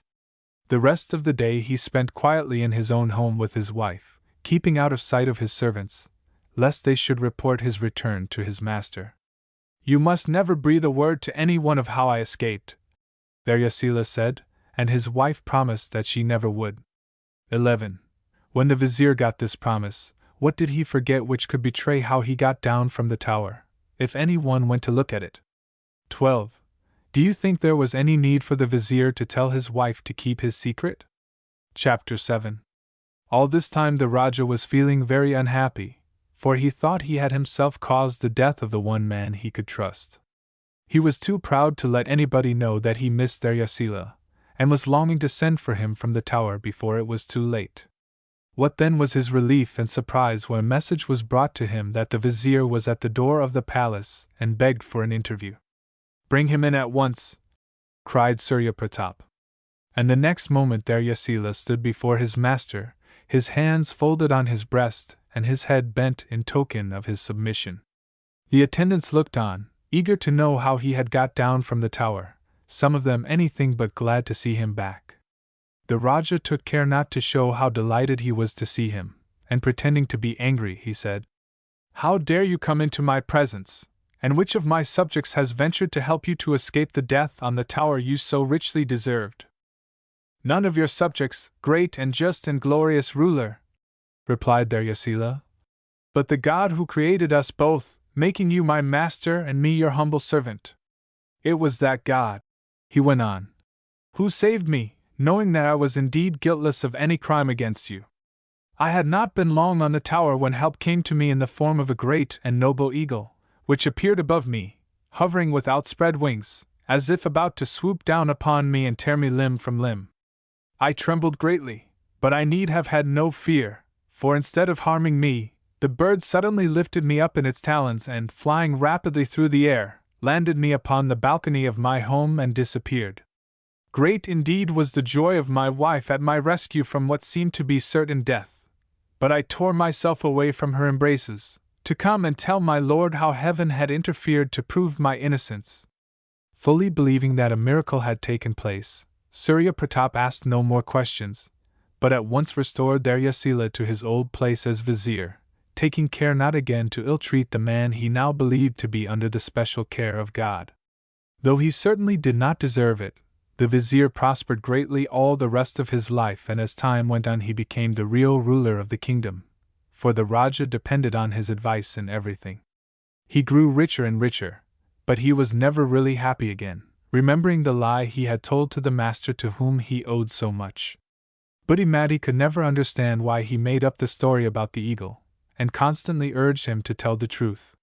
She thought it was really far more wonderful that a little beetle should have been the means of rescuing him, than that a strong bird should have done so, and she wanted everyone to know what a very clever husband she had.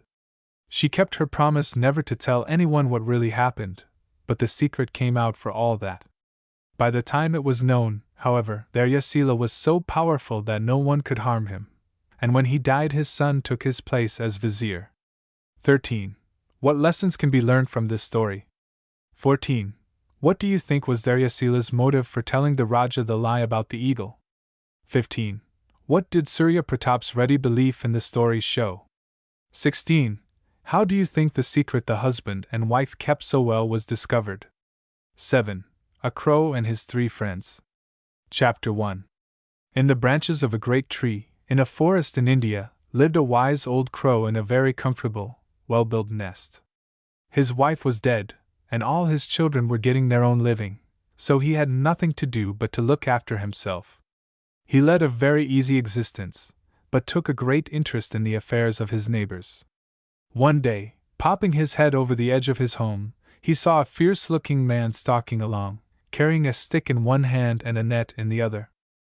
"That fellow is up to some mischief, I'll be bound," thought the crow.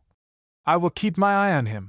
The man stopped under the tree, spread the net on the ground, and taking a bag of rice out of his pocket, he scattered the grains amongst the meshes of the net. Then he hid himself behind the trunk of the tree from which the crow was watching, evidently intending to stop there and see what would happen. The crow felt pretty sure that the stranger had designs against birds, and that the stick had something to do with the matter. He was quite right, and it was not long before just what he expected came to pass. A flock of pigeons, led by a specially fine bird who had been chosen king because of his size and the beauty of his plumage, came flying rapidly along, and noticed the white rice, but did not see the net, because it was very much the same color as the ground. Down swooped the king, and down swept all the other pigeons, eager to enjoy a good meal without any trouble to themselves. Alas, their joy was short-lived! They were all caught in the net and began struggling to escape, beating the air with their wings and uttering loud cries of distress. The crow and the man behind the tree kept very quiet, watching them, the man with his stick ready to beat the poor helpless birds to death, the crow watching out of mere curiosity. Now a very strange and wonderful thing came to pass. The king of the pigeons, who had his wits about him, said to the imprisoned birds, "Take the net up in your beaks, all of you spread out your wings at once, and fly straight up into the air as quickly as possible." 1. What special qualities did the king display when he gave these orders to his subjects? 2. Can you think of any other advice the king might have given? Chapter 2. In a moment all the pigeons, who were accustomed to obey their leader, did as they were bid. Each little bird seized a separate thread of the net in his beak and up, up, up, they all flew, looking very beautiful with the sunlight gleaming on their white wings. Very soon they were out of sight, and the man, who thought he had hit upon a very clever plan, came forth from his hiding place, very much surprised at what had happened. He stood gazing up after his vanished net for a little time, and then went away muttering to himself, whilst the wise old crow laughed at him. When the pigeons had flown some distance, and were beginning to get exhausted, for the net was heavy and they were quite unused to carrying loads, the king bade them rest a while in a clearing of the forest, and as they all lay on the ground panting for breath, with the cruel net still hampering them, he said, "What we must do now is to take this horrible net to my old friend Hiranya the mouse, who will, I am quite sure, nibble through the strings for me and set us all free. He lives, as you all know, near the tree where the net was spread, deep underground, but there are many passages leading to his home, and we shall easily find one of the openings. Once there, we will all lift up our voices, and call to him at once, when he will be sure to hear us." So the weary pigeons took up their burden once more, and sped back whence they had come, greatly to the surprise of the crow, who wondered at their coming back to the very place where misfortune had overtaken them. He very soon learnt the reason, and got so excited watching what was going on, that he hopped out of his nest and perched upon a branch where he could see better. Presently a great clamor arose, one word being repeated again and again. "Hiranya! Hiranya! Hiranya! Why, that's the name of the mouse who lives down below there," thought the crow. "Now, what good can he do? I know, he added, as he remembered the sharp teeth of Hiranya. "That king of the pigeons is a sensible fellow. I must make friends with him." Very soon, as the pigeons lay fluttering and struggling outside one of the entrances to Hiranya's retreat, the mouse came out. He didn't even need to be told what was wanted, but at once began to nibble the string, first setting free the king, and then all the rest of the birds. "A friend in need is a friend indeed," cried the king. "A thousand thanks!" And away he flew up into the beautiful free air of heaven, followed by the happy pigeons, none of them ever likely to forget the adventure or to pick up food from the ground without a good look at it first. 3. What was the chief virtue displayed by the mouse on this occasion? 4. Do you think it is easier to obey than to command? Chapter 3. The mouse did not at once return to his hole when the birds were gone, but went for a little stroll, which brought him to the ground still strewn with rice, which he began to eat with great relish. "It's an ill wind," he said to himself, "which brings nobody any good. There's many a good meal for my whole family here." Presently he was joined by the old crow, who had flown down from his perch unnoticed by Hiranya, and now addressed him in his croaky voice. "Hiranya," he said, "for that I know is your name, I am called Lagupitan and I would gladly have you for a friend. I have seen all that you did for the pigeons, and have come to the conclusion that you are a mouse of great wisdom, ready to help those who are in trouble, without any thought of yourself." "You are quite wrong," squeaked Hiranya. "I am not so silly as you make out. I have no wish to be your friend. If you were hungry, you wouldn't hesitate to gobble me up. I don't care for that sort of affection." With that Hiranya whisked away to his hole, pausing at the entrance, when he knew the crow could not get at him, to cry, "You be off to your nest and leave me alone." The feelings of the crow were very much hurt at this speech, the more that he knew full well it was not exactly love for the mouse, which had led him to make his offer, but self-interest, for who could tell what difficulties he himself might some day be in, out of which the mouse might help him. Instead of obeying Hiranya, and going back to his nest, he hopped to the mouse's hole, and putting his head on one side in what he thought was a very taking manner, he said, "Pray do not misjudge me so. Never would I harm you. Even if I did not wish to have you for a friend, I should not dream of gobbling you up, as you say, however hungry I might be.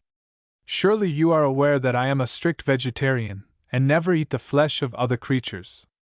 At least give me a trial. Let us share a meal together, and talk the matter over." 5. Can a friendship be a true one if the motive for it is self-interest? 6.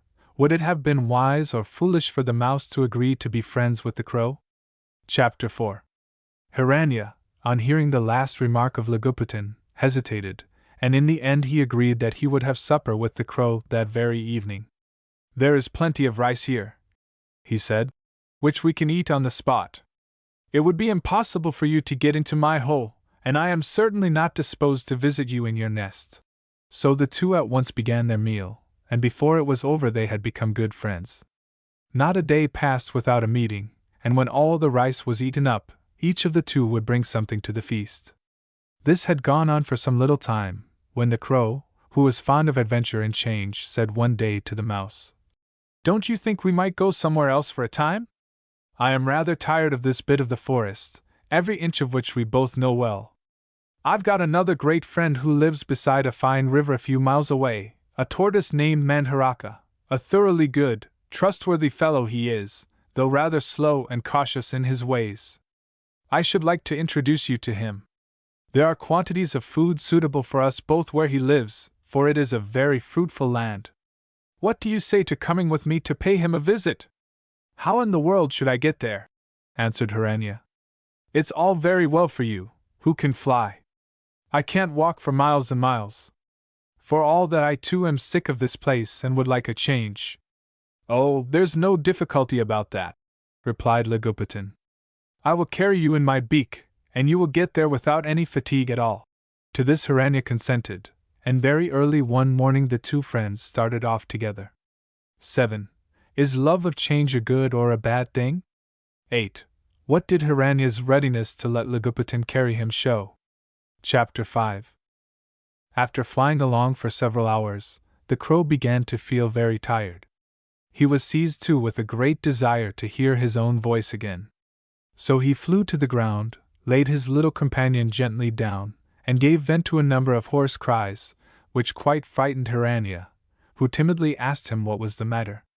"Nothing whatever," answered Lagupatan, "except that you are not quite so light as I thought you were, and that I need a rest. Besides which, I am hungry and I expect you are. We had better stop here for the night, and start again early tomorrow morning."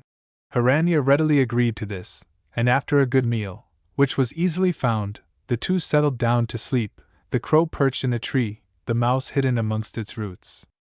Very early the next day they were off again, and soon arrived at the river, where they were warmly welcomed by the tortoise. The three had a long talk together, and agreed never to part again. The tortoise, who had lived a great deal longer than either the mouse or the crow, was a very pleasant companion, and even Lagupatan, who was very fond of talking himself, liked to listen to his stories of long ago. "I wonder," said the tortoise, whose name was Manharaka, to the mouse, "that you are not afraid to travel about as you have done, with your soft little body unprotected by any armor. Look how different it is for me. It is almost impossible for any of the wild creatures who live near this river to hurt me, and they know it full well. See how thick and strong my armor is. The claws even of a tiger, a wild cat or an eagle, could not penetrate it. I am very much afraid, my little friend, that you will be gobbled up some fine day, and Lagupatan and I will seek for you in vain." "Of course," said the mouse, "I know the truth of what you say, but I can very easily hide from danger, much more easily than you or Lagupatan. A tuft of moss or a few dead leaves are shelter enough for me, but big fellows like you and the crow can be quite easily seen. Nobody saw me when the pigeons were all caught except Lagupatan, and I would have kept out of his sight if I had not known that he did not care to eat mice." In spite of the fears of Manharaka, the mouse and the crow lived as his guests for a long time without any accident, and one day they were suddenly joined by a new companion, a creature as unlike any one of the three friends as could possibly be imagined. This was a very beautiful deer, who came bounding out of the forest, all eager to escape from the hunters, by whom he had been pursued, but too weary to reach the river, across which he had hoped to be able to swim to safety. Just as he reached the three friends, he fell to the ground, almost crushing the mouse, who darted away in the nick of time. Strange to say, the hunters did not follow the deer, and it was evident that they had not noticed the way he had gone. The tortoise, the crow, and the mouse were all very sorry for the deer, and, As was always the case, the crow was the first to speak. "Whatever has happened to you?" he asked. And the deer made answer. "I thought my last hour had come this time, for the hunters were close upon me, and even now I do not feel safe. I'll fly up and take a look round," said Legupitan, and off he went to explore, coming back soon, to say he had seen the hunters disappearing a long distance off, going in quite another direction from the river. Gradually the deer was reassured, and lay still where he had fallen, whilst the three friends chatted away to him, telling him of their adventures. "What you had better do," said the tortoise, "is to join us. When you have had a good meal, and a drink from the river, you will feel a different creature. My old friend Legupitan will be the one to keep watch for us all, and warn us of any danger approaching. I will give you the benefit of my long experience, and little Hiranya, though he is not likely to be of any use to you, will certainly never do you any harm." 9. Is it a good thing to make friends easily? 10.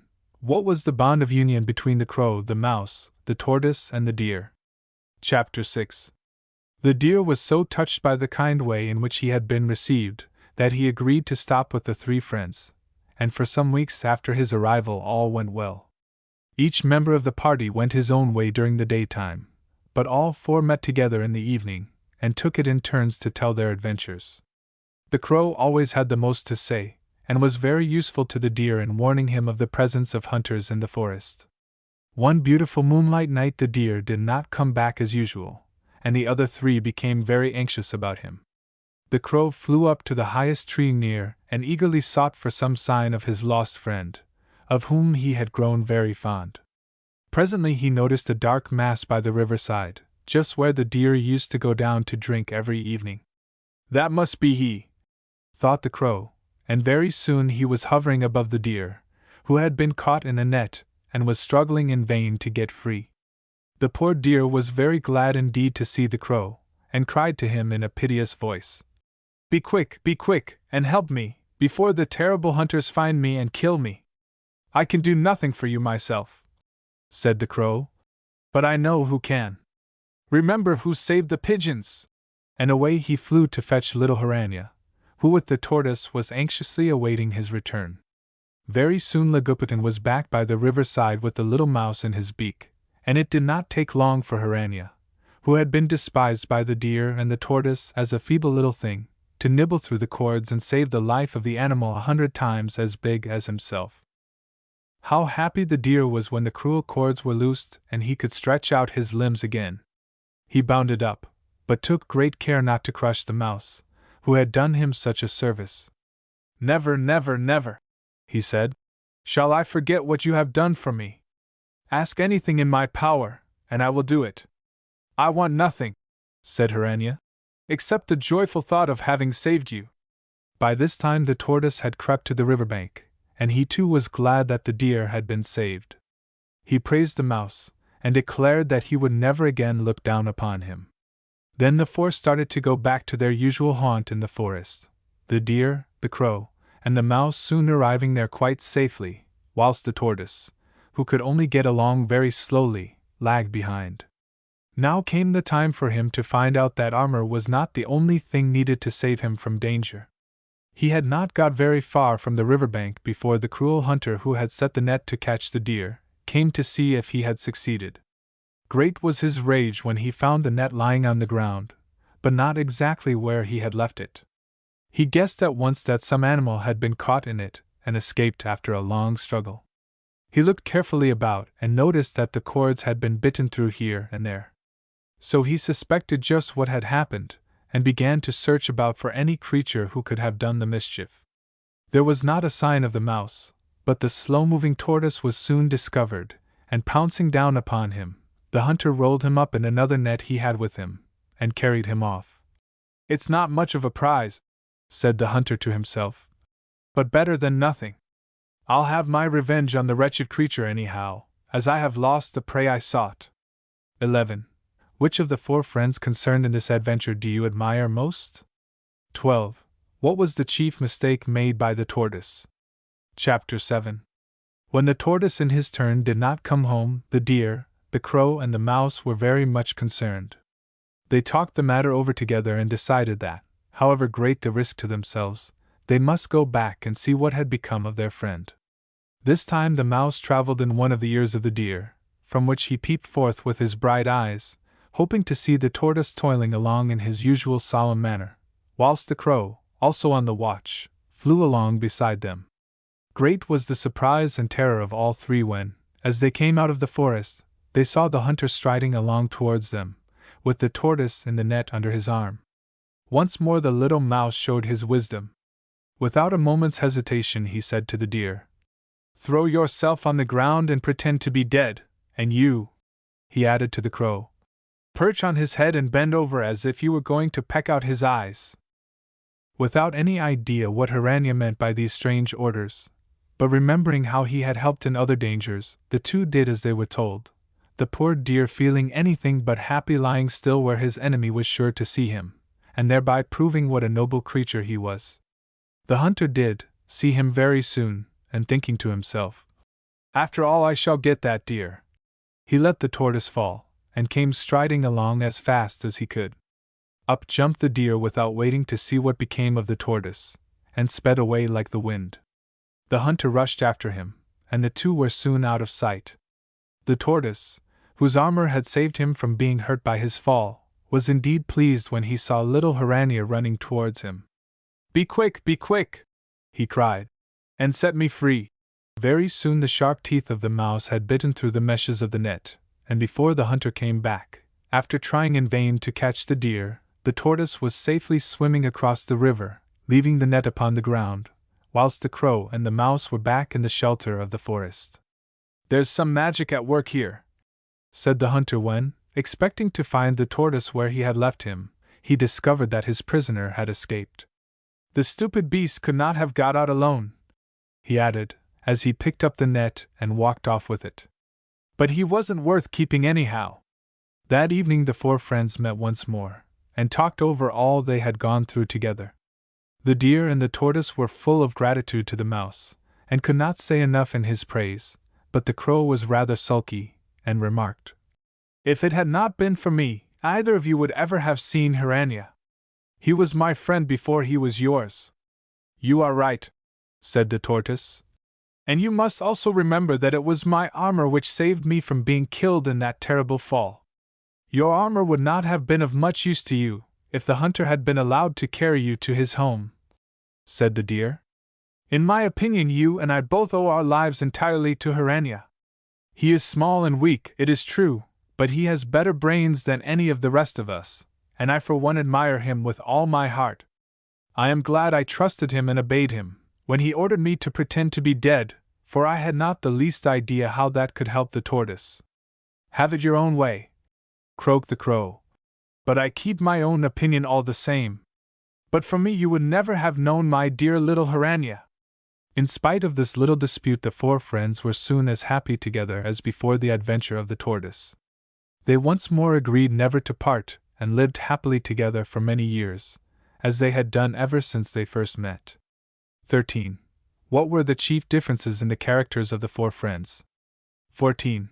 Are those who are alike or unlike in character more likely to remain friends? 15. How would you describe a true friend? 16. What fault is more likely than any other to lead to loss of friendship? 8. A clever thief. Chapter 1. A certain man, named Harisarman, who lived in a little village in India, where there were no rich people and everyone had to work hard to get his daily bread, got very weary of the life he had to lead. He had a wife whose name was Vidya, and a large family, and even if he had been very industrious it would have been difficult for him to get enough food for them all. Unfortunately he was not a bit industrious, but very lazy, and so was his wife.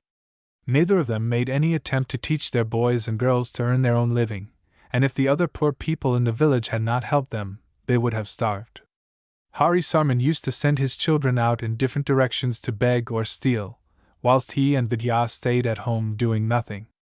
One day he said to his wife, "Let us leave this stupid place, and go to some big city where we can pick up a living of some kind. I will pretend to be a wise man, able to find out secrets, and you can say that you know all about children, having had so many of your own. Vidya gladly agreed to this, and the whole party set out, carrying the few possessions they had with them. In course of time they came to a big town, and Harisarman went boldly to the chief house in it, leaving his wife and children outside.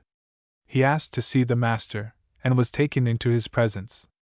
This master was a very rich merchant, owning large estates in the country, but he cannot have been very clever, for he was at once quite taken in by the story Harisarman told him. He said that he would find work for him and his wife, and that the children could be sent to a farm he had in the country, where they could be made very useful. Overjoyed at this, Harisarman hastened out to tell his wife the good news, and the two were at once received into the grand residence, in which a small room was given to them for their own, whilst the children were taken away to the farm, full of eager delight at the change from the wretched life they had been leading. 1. Would it have been better for Harisarman and Vidya if their neighbors had not helped them?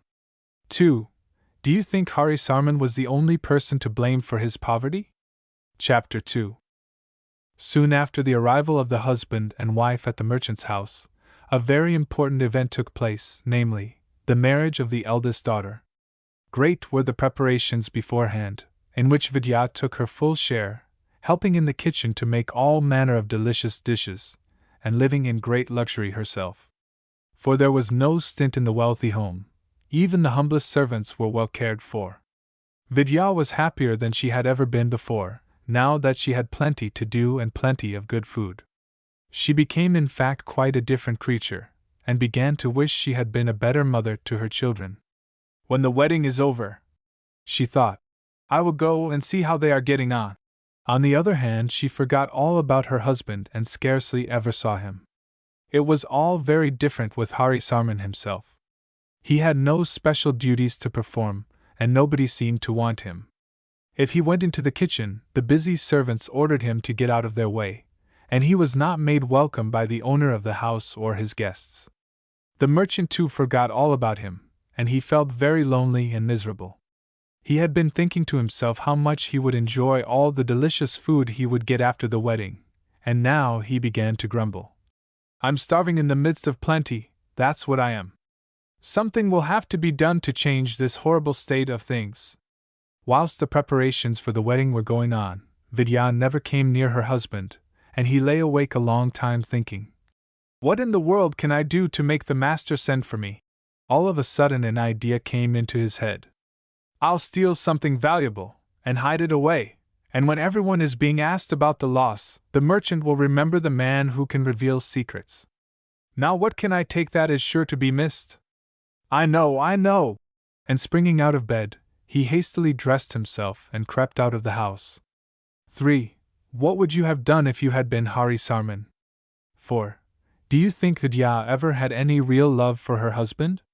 Chapter 3. This was what Harisarman decided to do. The merchant had a great many very beautiful horses, which lived in splendid stables and were taken the greatest possible care of.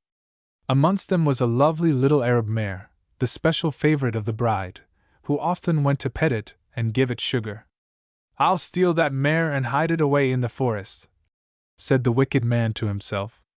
Then, when everyone is hunting for her, the master will remember the man who can reveal secrets and send for me. Ah! What a clever fellow I am! All the stable men and grooms are feasting, I know, for I saw them myself when I tried to get hold of my wife. I can climb through a window that is always left open. It turned out that he was right. He met no one on his way to the stables, which were quite deserted. He got in easily, opened the door from inside, and led out the little mare, which made no resistance. She had always been so kindly treated that she was not a bit afraid.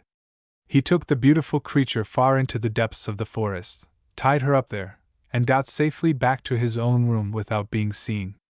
Early the next morning the merchant's daughter, attended by her maidens, went to see her dear little mare, taking with her an extra supply of sugar. What was her distress when she found the stall empty?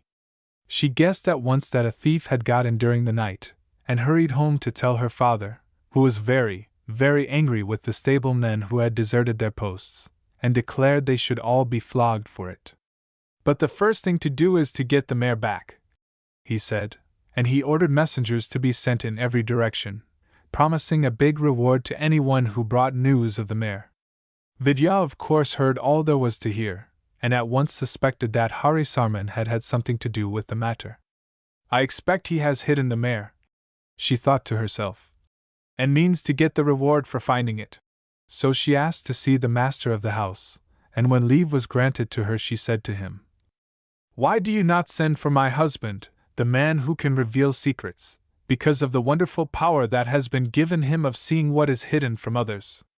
Many a time has he surprised me by what he has been able to do." 5. Do you think Vidya had any wish to help Harisarman for his own sake? 6. Is there anything you think she should have done before seeing the master? Chapter 4. On hearing what Vidya said, the merchant at once told her to go and fetch her husband. But to her surprise, Harisarman refused to go back with her. "You can tell the master what you like," he said angrily. "You all forgot me entirely yesterday, and now you want me to help you. You suddenly remember my existence. I am not going to be at your beck and call or anyone else's." Vidya entreated him to listen to reason, but it was no good. She had to go back and tell the merchant that he would not come. Instead of being made angry by this, however, the master surprised her by saying, "Your husband is right. I have treated him badly. Go and tell him I apologize and will reward him well, if only he will come and help me." Back again went Vidya, and this time she was more successful. But though Harisarman said he would go back with her, he was very sulky and would not answer any of her questions. She could not understand him, and wished she had not left him to himself for so long. He behaved very strangely too when the master, who received him very kindly, asked him if he could tell him where the mare was. "I know," he said. "What a wise and clever man you are." "It didn't seem much like it yesterday," grumbled Harisarman. "Nobody took any notice of me then, but now you want something of me. You find out that I am wise and clever. I am just the same person that I was yesterday." I know," said the merchant. "And I apologize for my neglect, but when a man's daughter is going to be married, it's no wonder someone gets neglected." 7. Do you think Harisarman was wise to treat his wife and the merchant as he did? 8. If the mare had been found whilst Harisarman was talking to the master, what effect do you think the discovery would have had upon them both? Chapter 5. Harisarman now thought it was time to take a different tone. So he put his hand in his pocket, and brought out a map he had got ready whilst waiting to be sent for, as he had felt sure he would be. He spread it out before the merchant, and pointed to a dark spot in the midst of many lines crossing each other in a bewildering manner, which he explained were pathways through the forest.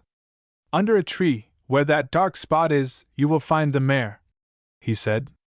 Overjoyed at the good news, the merchant at once sent a trusted servant to test the truth, and when the mare was brought back, nothing seemed too good for the man who had led to her recovery.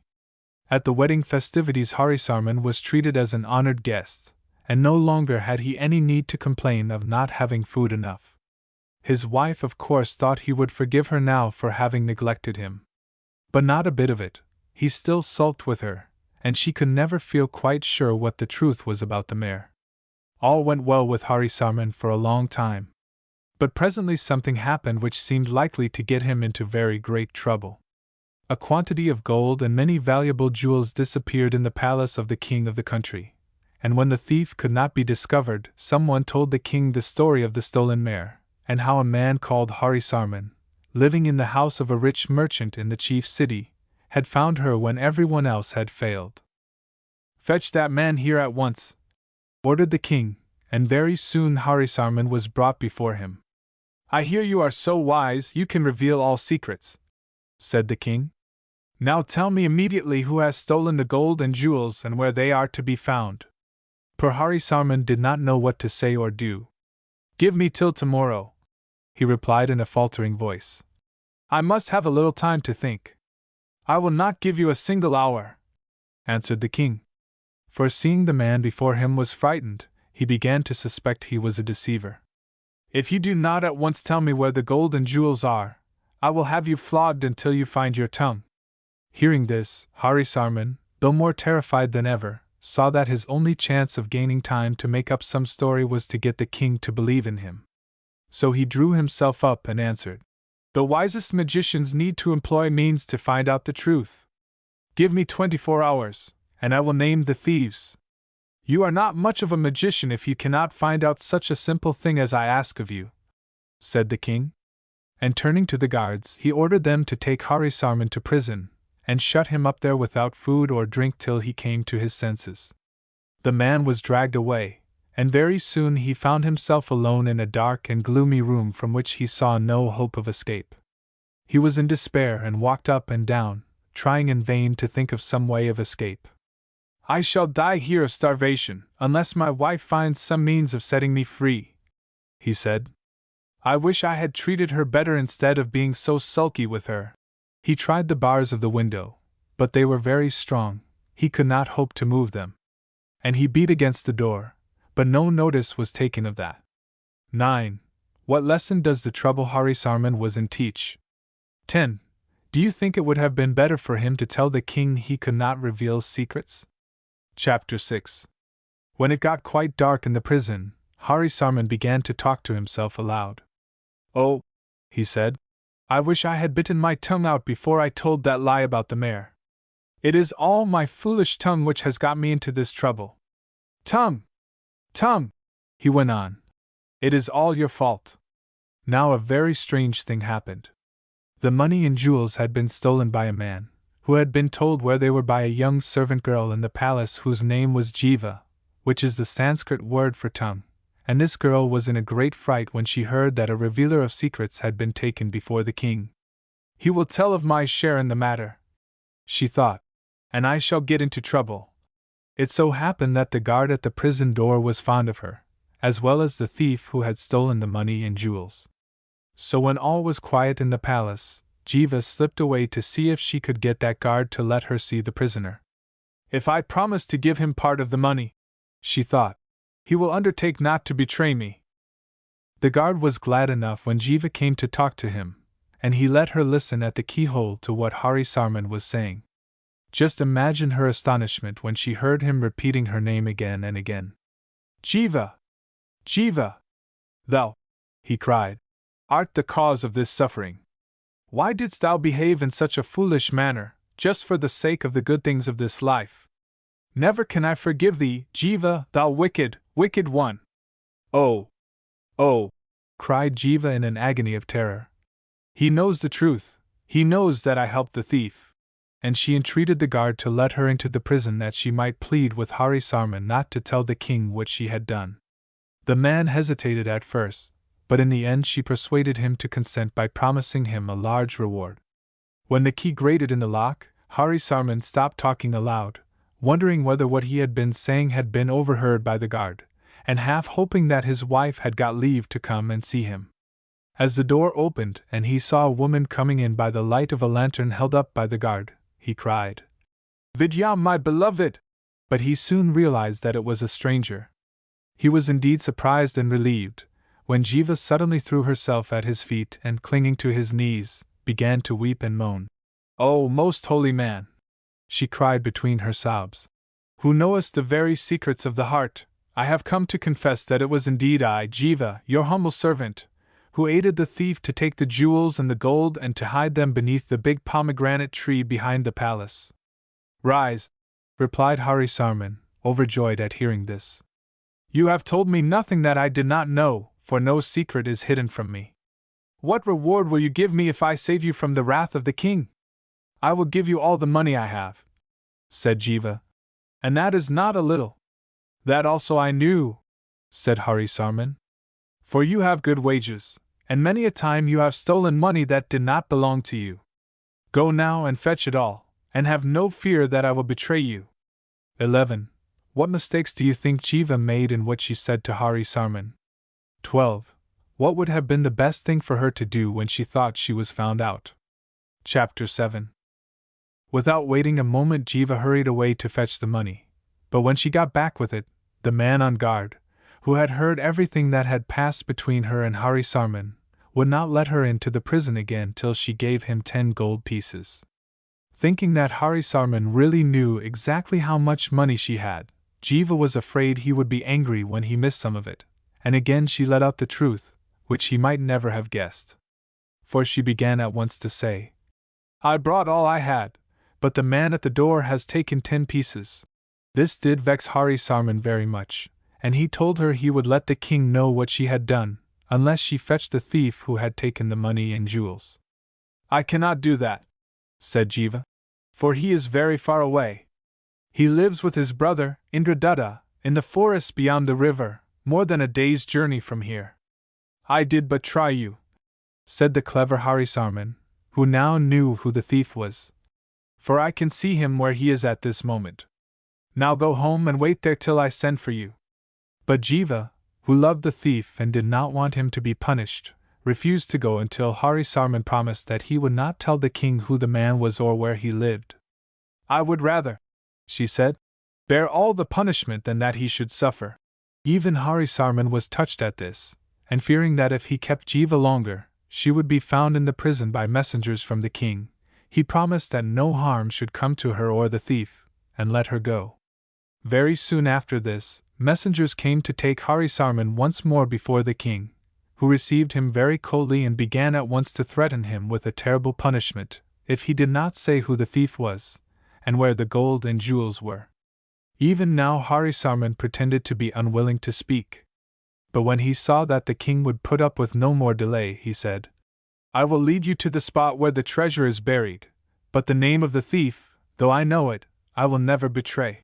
The king, who did not really care much who the thief was, so long as he got back his money, lost not a moment, but ordered his attendants to get spades and follow him. Very soon Harisarman brought them to the pomegranate tree. And there, sure enough, deep down in the ground, was all that had been lost. Nothing was now too good for Harisarman. The king was greatly delighted, and heaped riches and honors upon him. But some of the wise men at the court suspected that he was really a deceiver, and set about trying to find out all they could about him. They sent for the man who had been on guard at the prison, and asked him many questions. He did not dare tell the truth, for he knew he would be terribly punished if he let out that Jiva had been allowed to see his prisoner, but he hesitated so much that the wise men knew he was not speaking the truth. One of them, whom the king loved and trusted very much, whose name was Devajnanan, said to his master, "I do not like to see that man, about whom we really know nothing, treated as he is. He might easily have found out where the treasure was hidden without any special power. Will you not test him in some other way in my presence and that of your chief advisers?" The king, who was always ready to listen to reason, agreed to this, and after a long consultation with Devajnanan, he decided on a very clever puzzle with which to try Harisarman. A live frog was put into a pitcher, the lid was shut down, and the man who pretended to know everything was brought into the great reception room, where all the wise men of the court were gathered together round the throne, on which sat the king in his royal robes.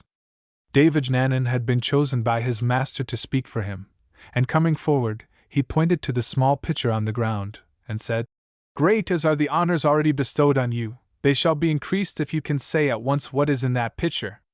13. What kind of man do you think the king was from his behavior to Harisarman? 14. Was it wise or foolish of Harisarman to remain in the city after his very narrow escape? Chapter 8.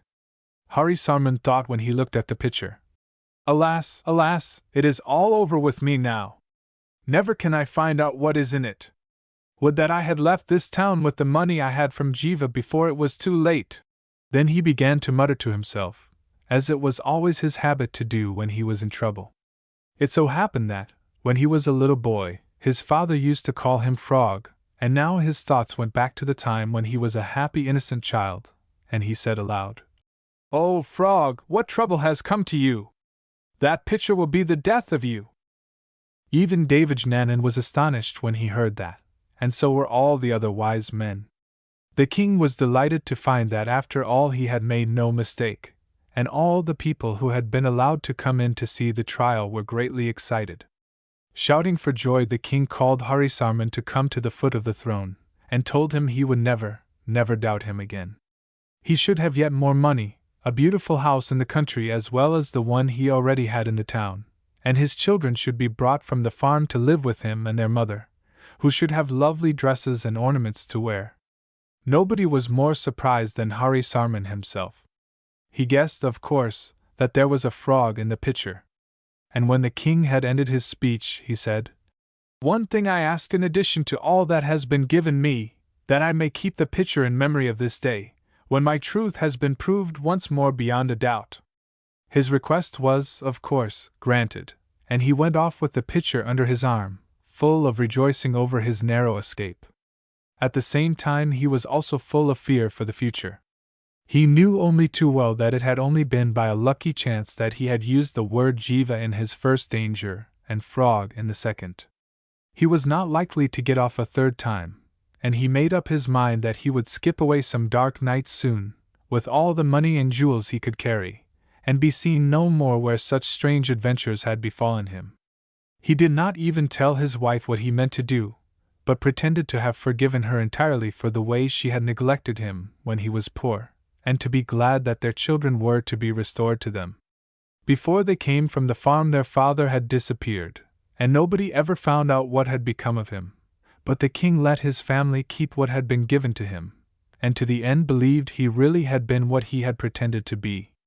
Only Devajnanan had his doubts, but he kept them to himself, for he thought, "Now the man is gone, it really does not matter who or what he was."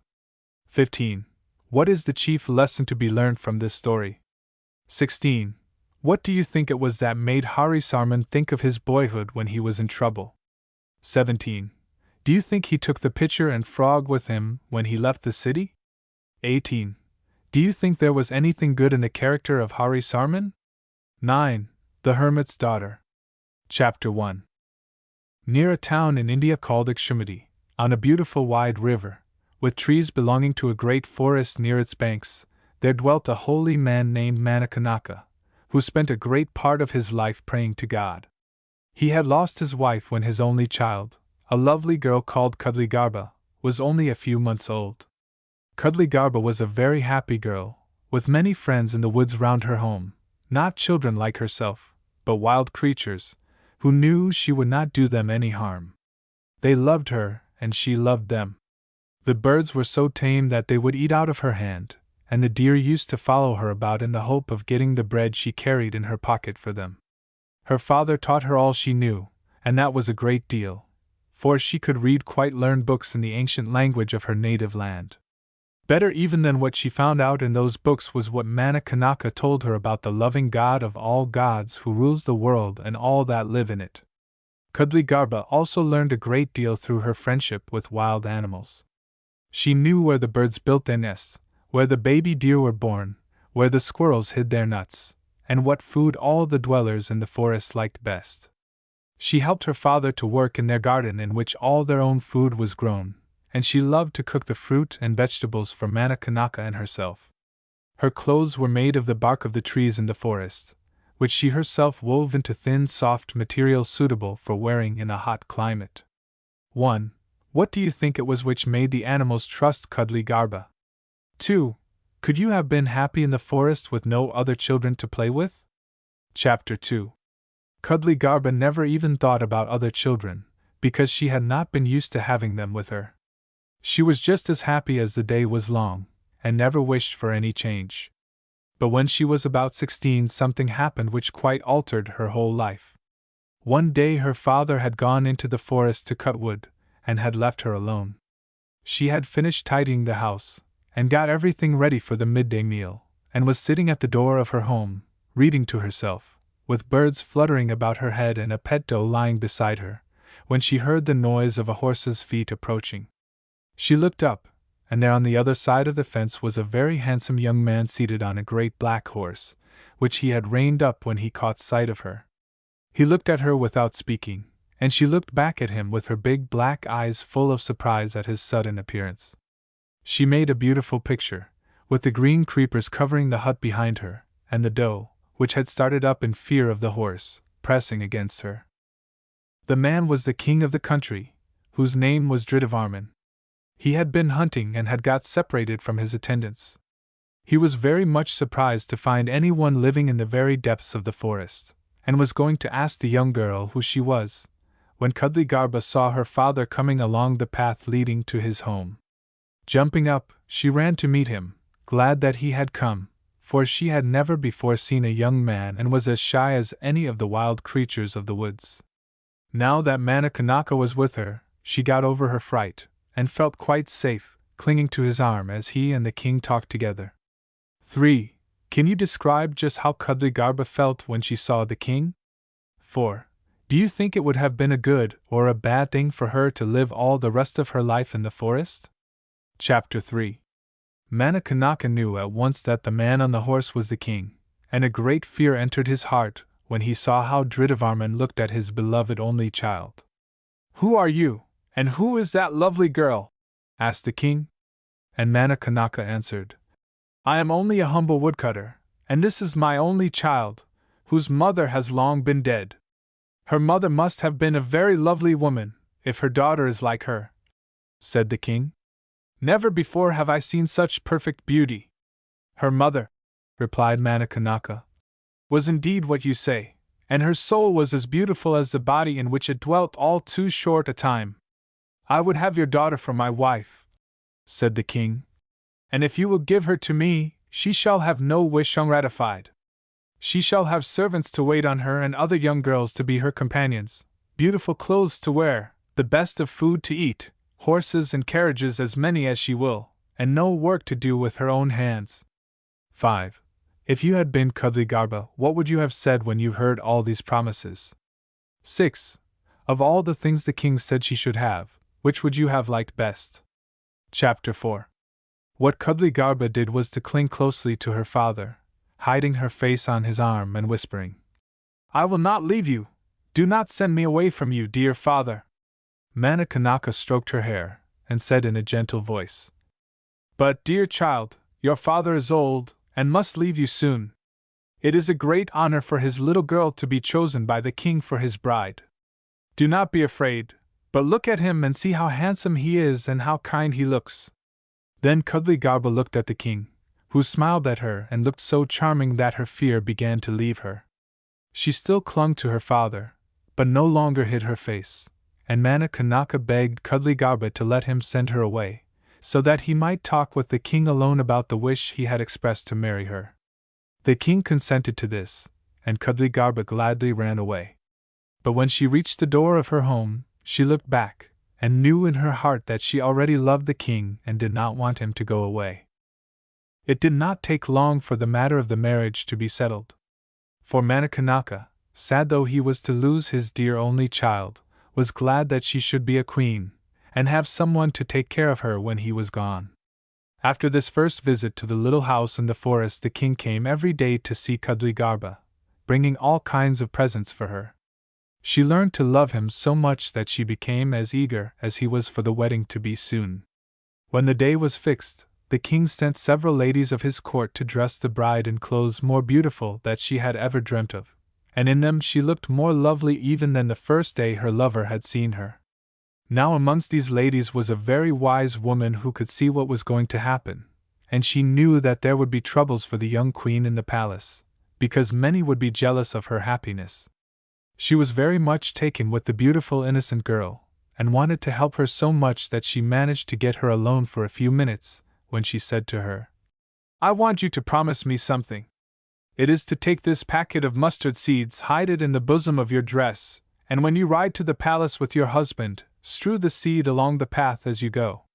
You know how quickly mustard grows. Well, it will spring up soon, and if you want to come home again, you can easily find the way by following the green shoots. Alas, I fear they will not have time to wither before you need their help." Kudligarbha laughed when the wise woman talked about trouble coming to her. She was so happy, she could not believe she would want to come home again so soon. "My father can come to me when I want him," she said. "I need only tell my dear husband to send for him." But for all that she took the packet of seeds and hid it in her dress. 7.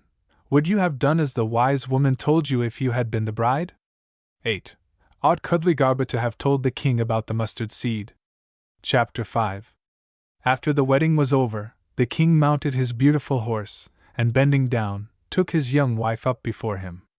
Holding her close to him with his right arm, he held the reins in his left hand, and away they went, soon leaving all the attendants far behind them, the queen scattering the mustard seed as she had promised to do.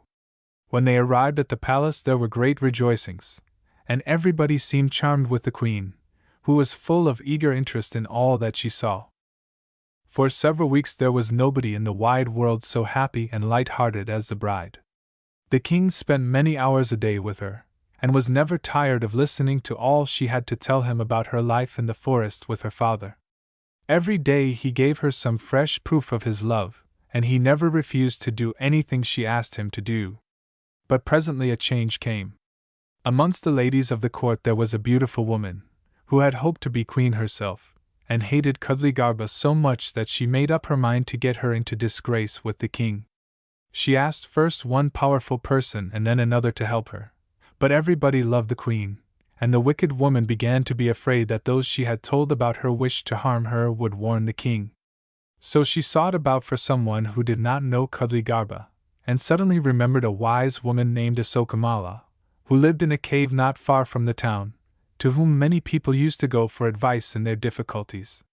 She went to this woman one night, and told her a long story in which there was not one word of truth. The young queen, she said, did not really love the king, and with the help of her father, who was a magician, she meant to poison him. How could this terrible thing be prevented, she asked, and she promised that if only Asokamala would help to save Dhridavarman, she would give her a great deal of money. Asokamala guessed at once that the story was not true, and that it was only because the woman was jealous of the beautiful young queen that she wished to hurt her. But she loved money very much. Instead, therefore, of at once refusing to have anything to do with the matter, she said, "Bring me 50 gold pieces now, and promise me another 50 when the queen is sent away from the palace, and I will tell you what to do." The wicked woman promised all this at once. The very next night she brought the first 50 pieces of gold to the cave, and Asokamala told her that she must get the barber, who saw the king alone every day, to tell him he had found out a secret about the queen. "You must tell the barber all you have already told me. But be very careful to give some proof of your story. For if you do not do so, you will only have wasted the 50 gold pieces you have already given to me, and more than that, you will be terribly punished for trying to hurt the queen, whom everybody loves." 9. Do you think this plot against Kudligarba was likely to succeed? 10. Can you think of any way in which the wise woman might have helped the queen and also have gained a reward for herself? Chapter 6. The wicked woman went back to the palace, thinking all the way to herself, "How can I get a proof of what is not true?" At last an idea came into her head. She knew that the queen loved to wander in the forest, and that she was not afraid of the wild creatures, but seemed to understand their language. She would tell the barber that Kudligarba was a witch and knew the secrets of the woods, that she had been seen gathering wild herbs, some of them poisonous, and had been heard muttering strange words to herself as she did so. Early the next morning the cruel woman went to see the barber, and promised him a reward if he would tell the king what she had found out about his wife. "He won't believe you at first," she said, "but you must go on telling him till he does. You are clever enough," she added, "to make up something he will believe if what I have thought of is no good." The barber, who had served the king for many years, would not at first agree to help to make him unhappy. But he too liked money very much, and in the end he promised to see what he could do if he was well paid for it. He was, as the wicked woman had said, clever enough, and he knew from long experience just how to talk to his master. He began by asking the king if he had heard of the lovely woman who was sometimes seen by the woodmen wandering about alone in the forest, with wild creatures following her. Remembering how he had first seen Kudligarba, Dhridavarman at once guessed that she was the lovely woman.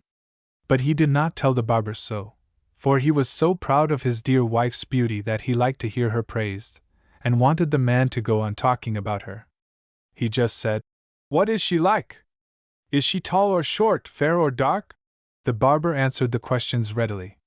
Then he went on to say that it was easy to see that the lady was as clever as she was beautiful, for she knew not only all about animals but also about plants. Every day, he said. She gathers quantities of herbs, and I have been told she makes healing medicines of them. Some even go so far as to say she also makes poisons. But for my part, I do not believe that. She is too beautiful to be wicked. The king listened, and a tiny little doubt crept into his mind about his wife. She had never told him about the herbs she gathered, although she often chattered about her friends in the forest. Perhaps after all it was not Kudligarba the barber was talking about. He would ask her if she knew anything about making medicines from herbs. He did so when they were alone together, and she said at once, "Oh, yes. My father taught me. But I have never made any since I was married." "Are you sure?" asked the king, and she answered laughing, "Of course I am. How could I be anything but sure? I have no need to think of medicine making, now I am the queen." Dhridavarman said no more at the time. But he was troubled, and when the barber came again, he began at once to ask about the woman who had been seen in the woods. The wicked man was delighted, and made up a long story. He said one of the waiting women had told him of what she had seen. The woman, he said, had followed the lady home one day, and that home was not far from the palace. She had seen her bending over a fire above which hung a great saucepan full of water, into which she flung some of the herbs she had gathered, singing as she did so, in a strange language. Could it possibly be, thought the king, that Kudligarba had deceived him? Was she perhaps a witch after all? He remembered that he really did not know who she was, or who her father was. He had loved her directly he saw her, just because she was so beautiful. What was he to do now? He was quite sure, from the description the barber had given of the woman in the forest, that she was his wife. He would watch her himself in future, and say nothing to her that would make her think he was doing so. 11. What should the king have done when he heard the barber's story? 12.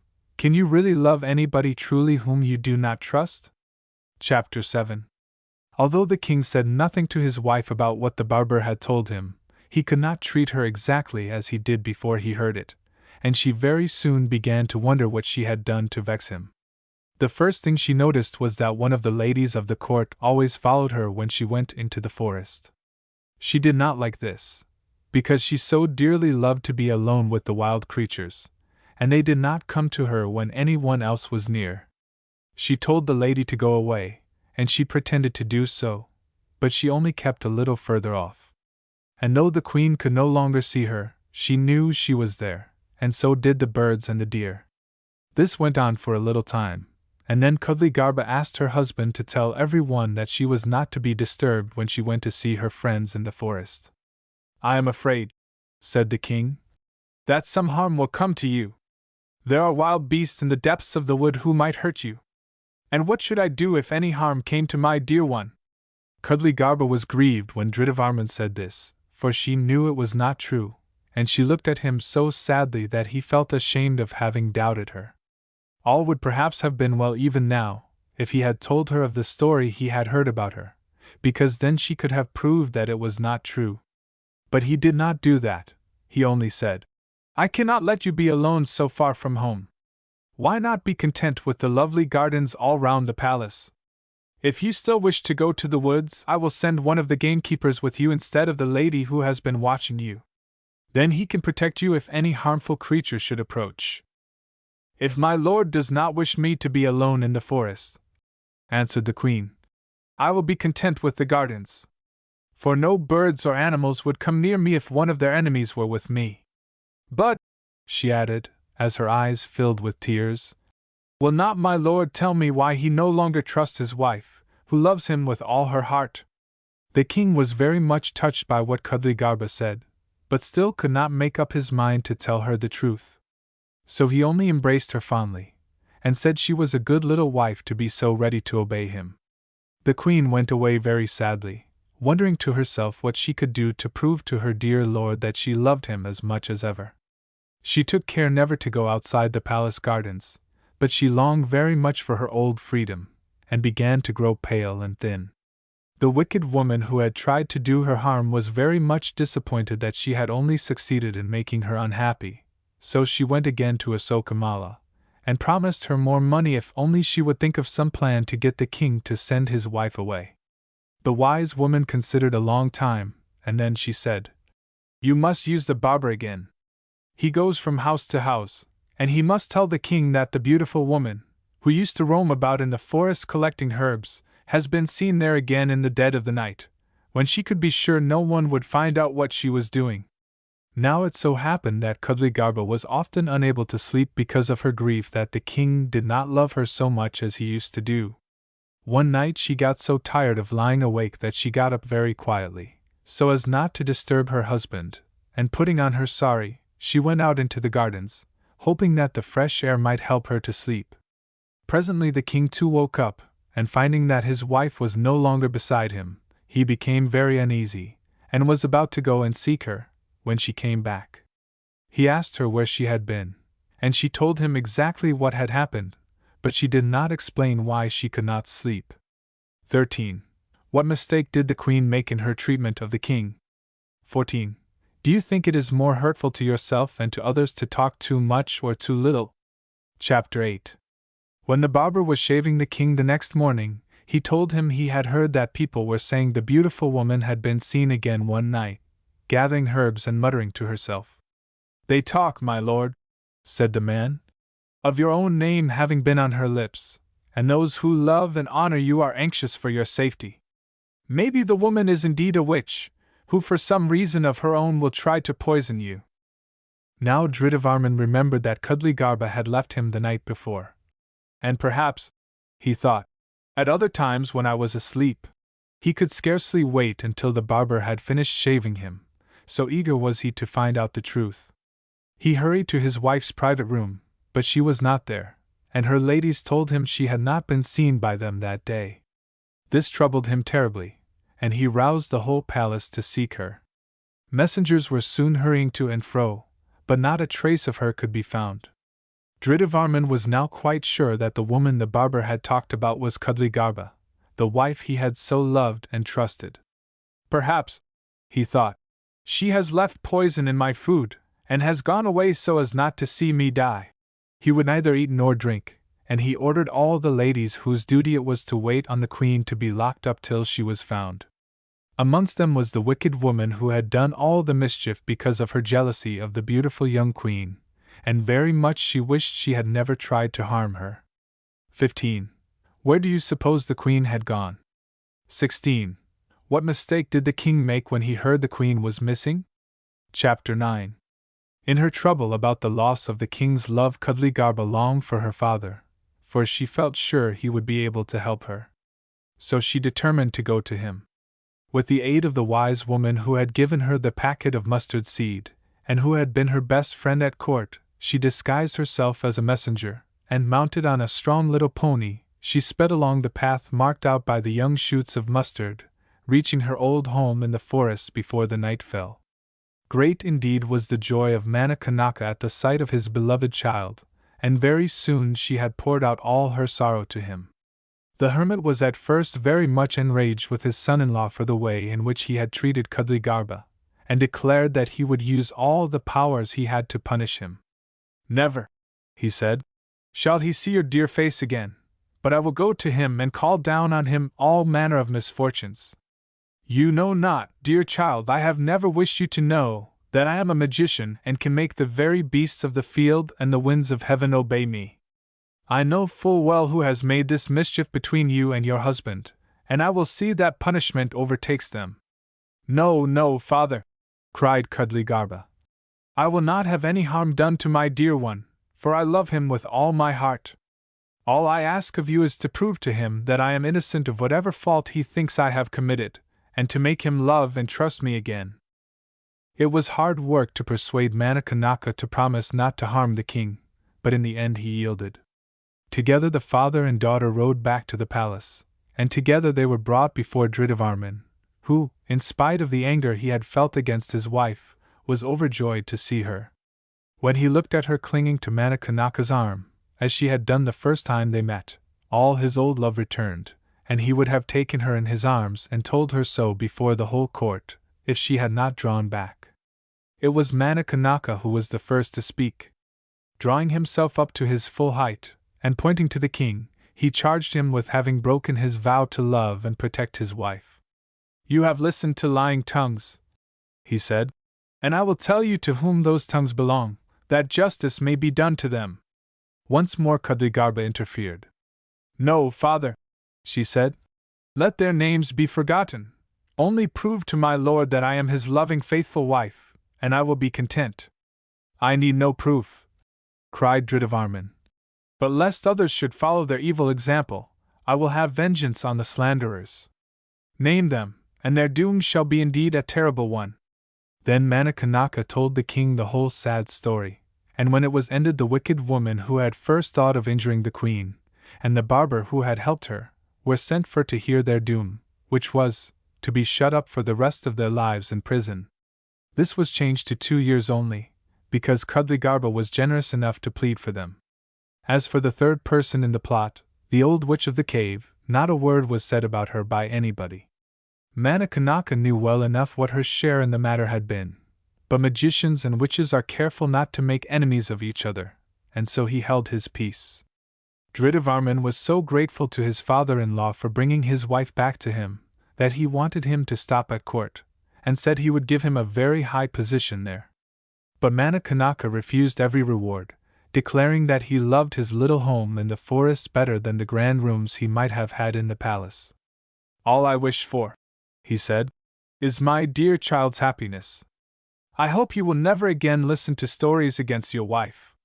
If you do, you may be very sure that I shall hear of it, and next time I know that you have been unkind to her I will punish you as you deserve." The king was obliged to let Manikanaka go, but after this he took Kudligarba to see her father in the forest very often. Later, when the queen had some children of her own, their greatest treat was to go to the little home, in the depths of the wood.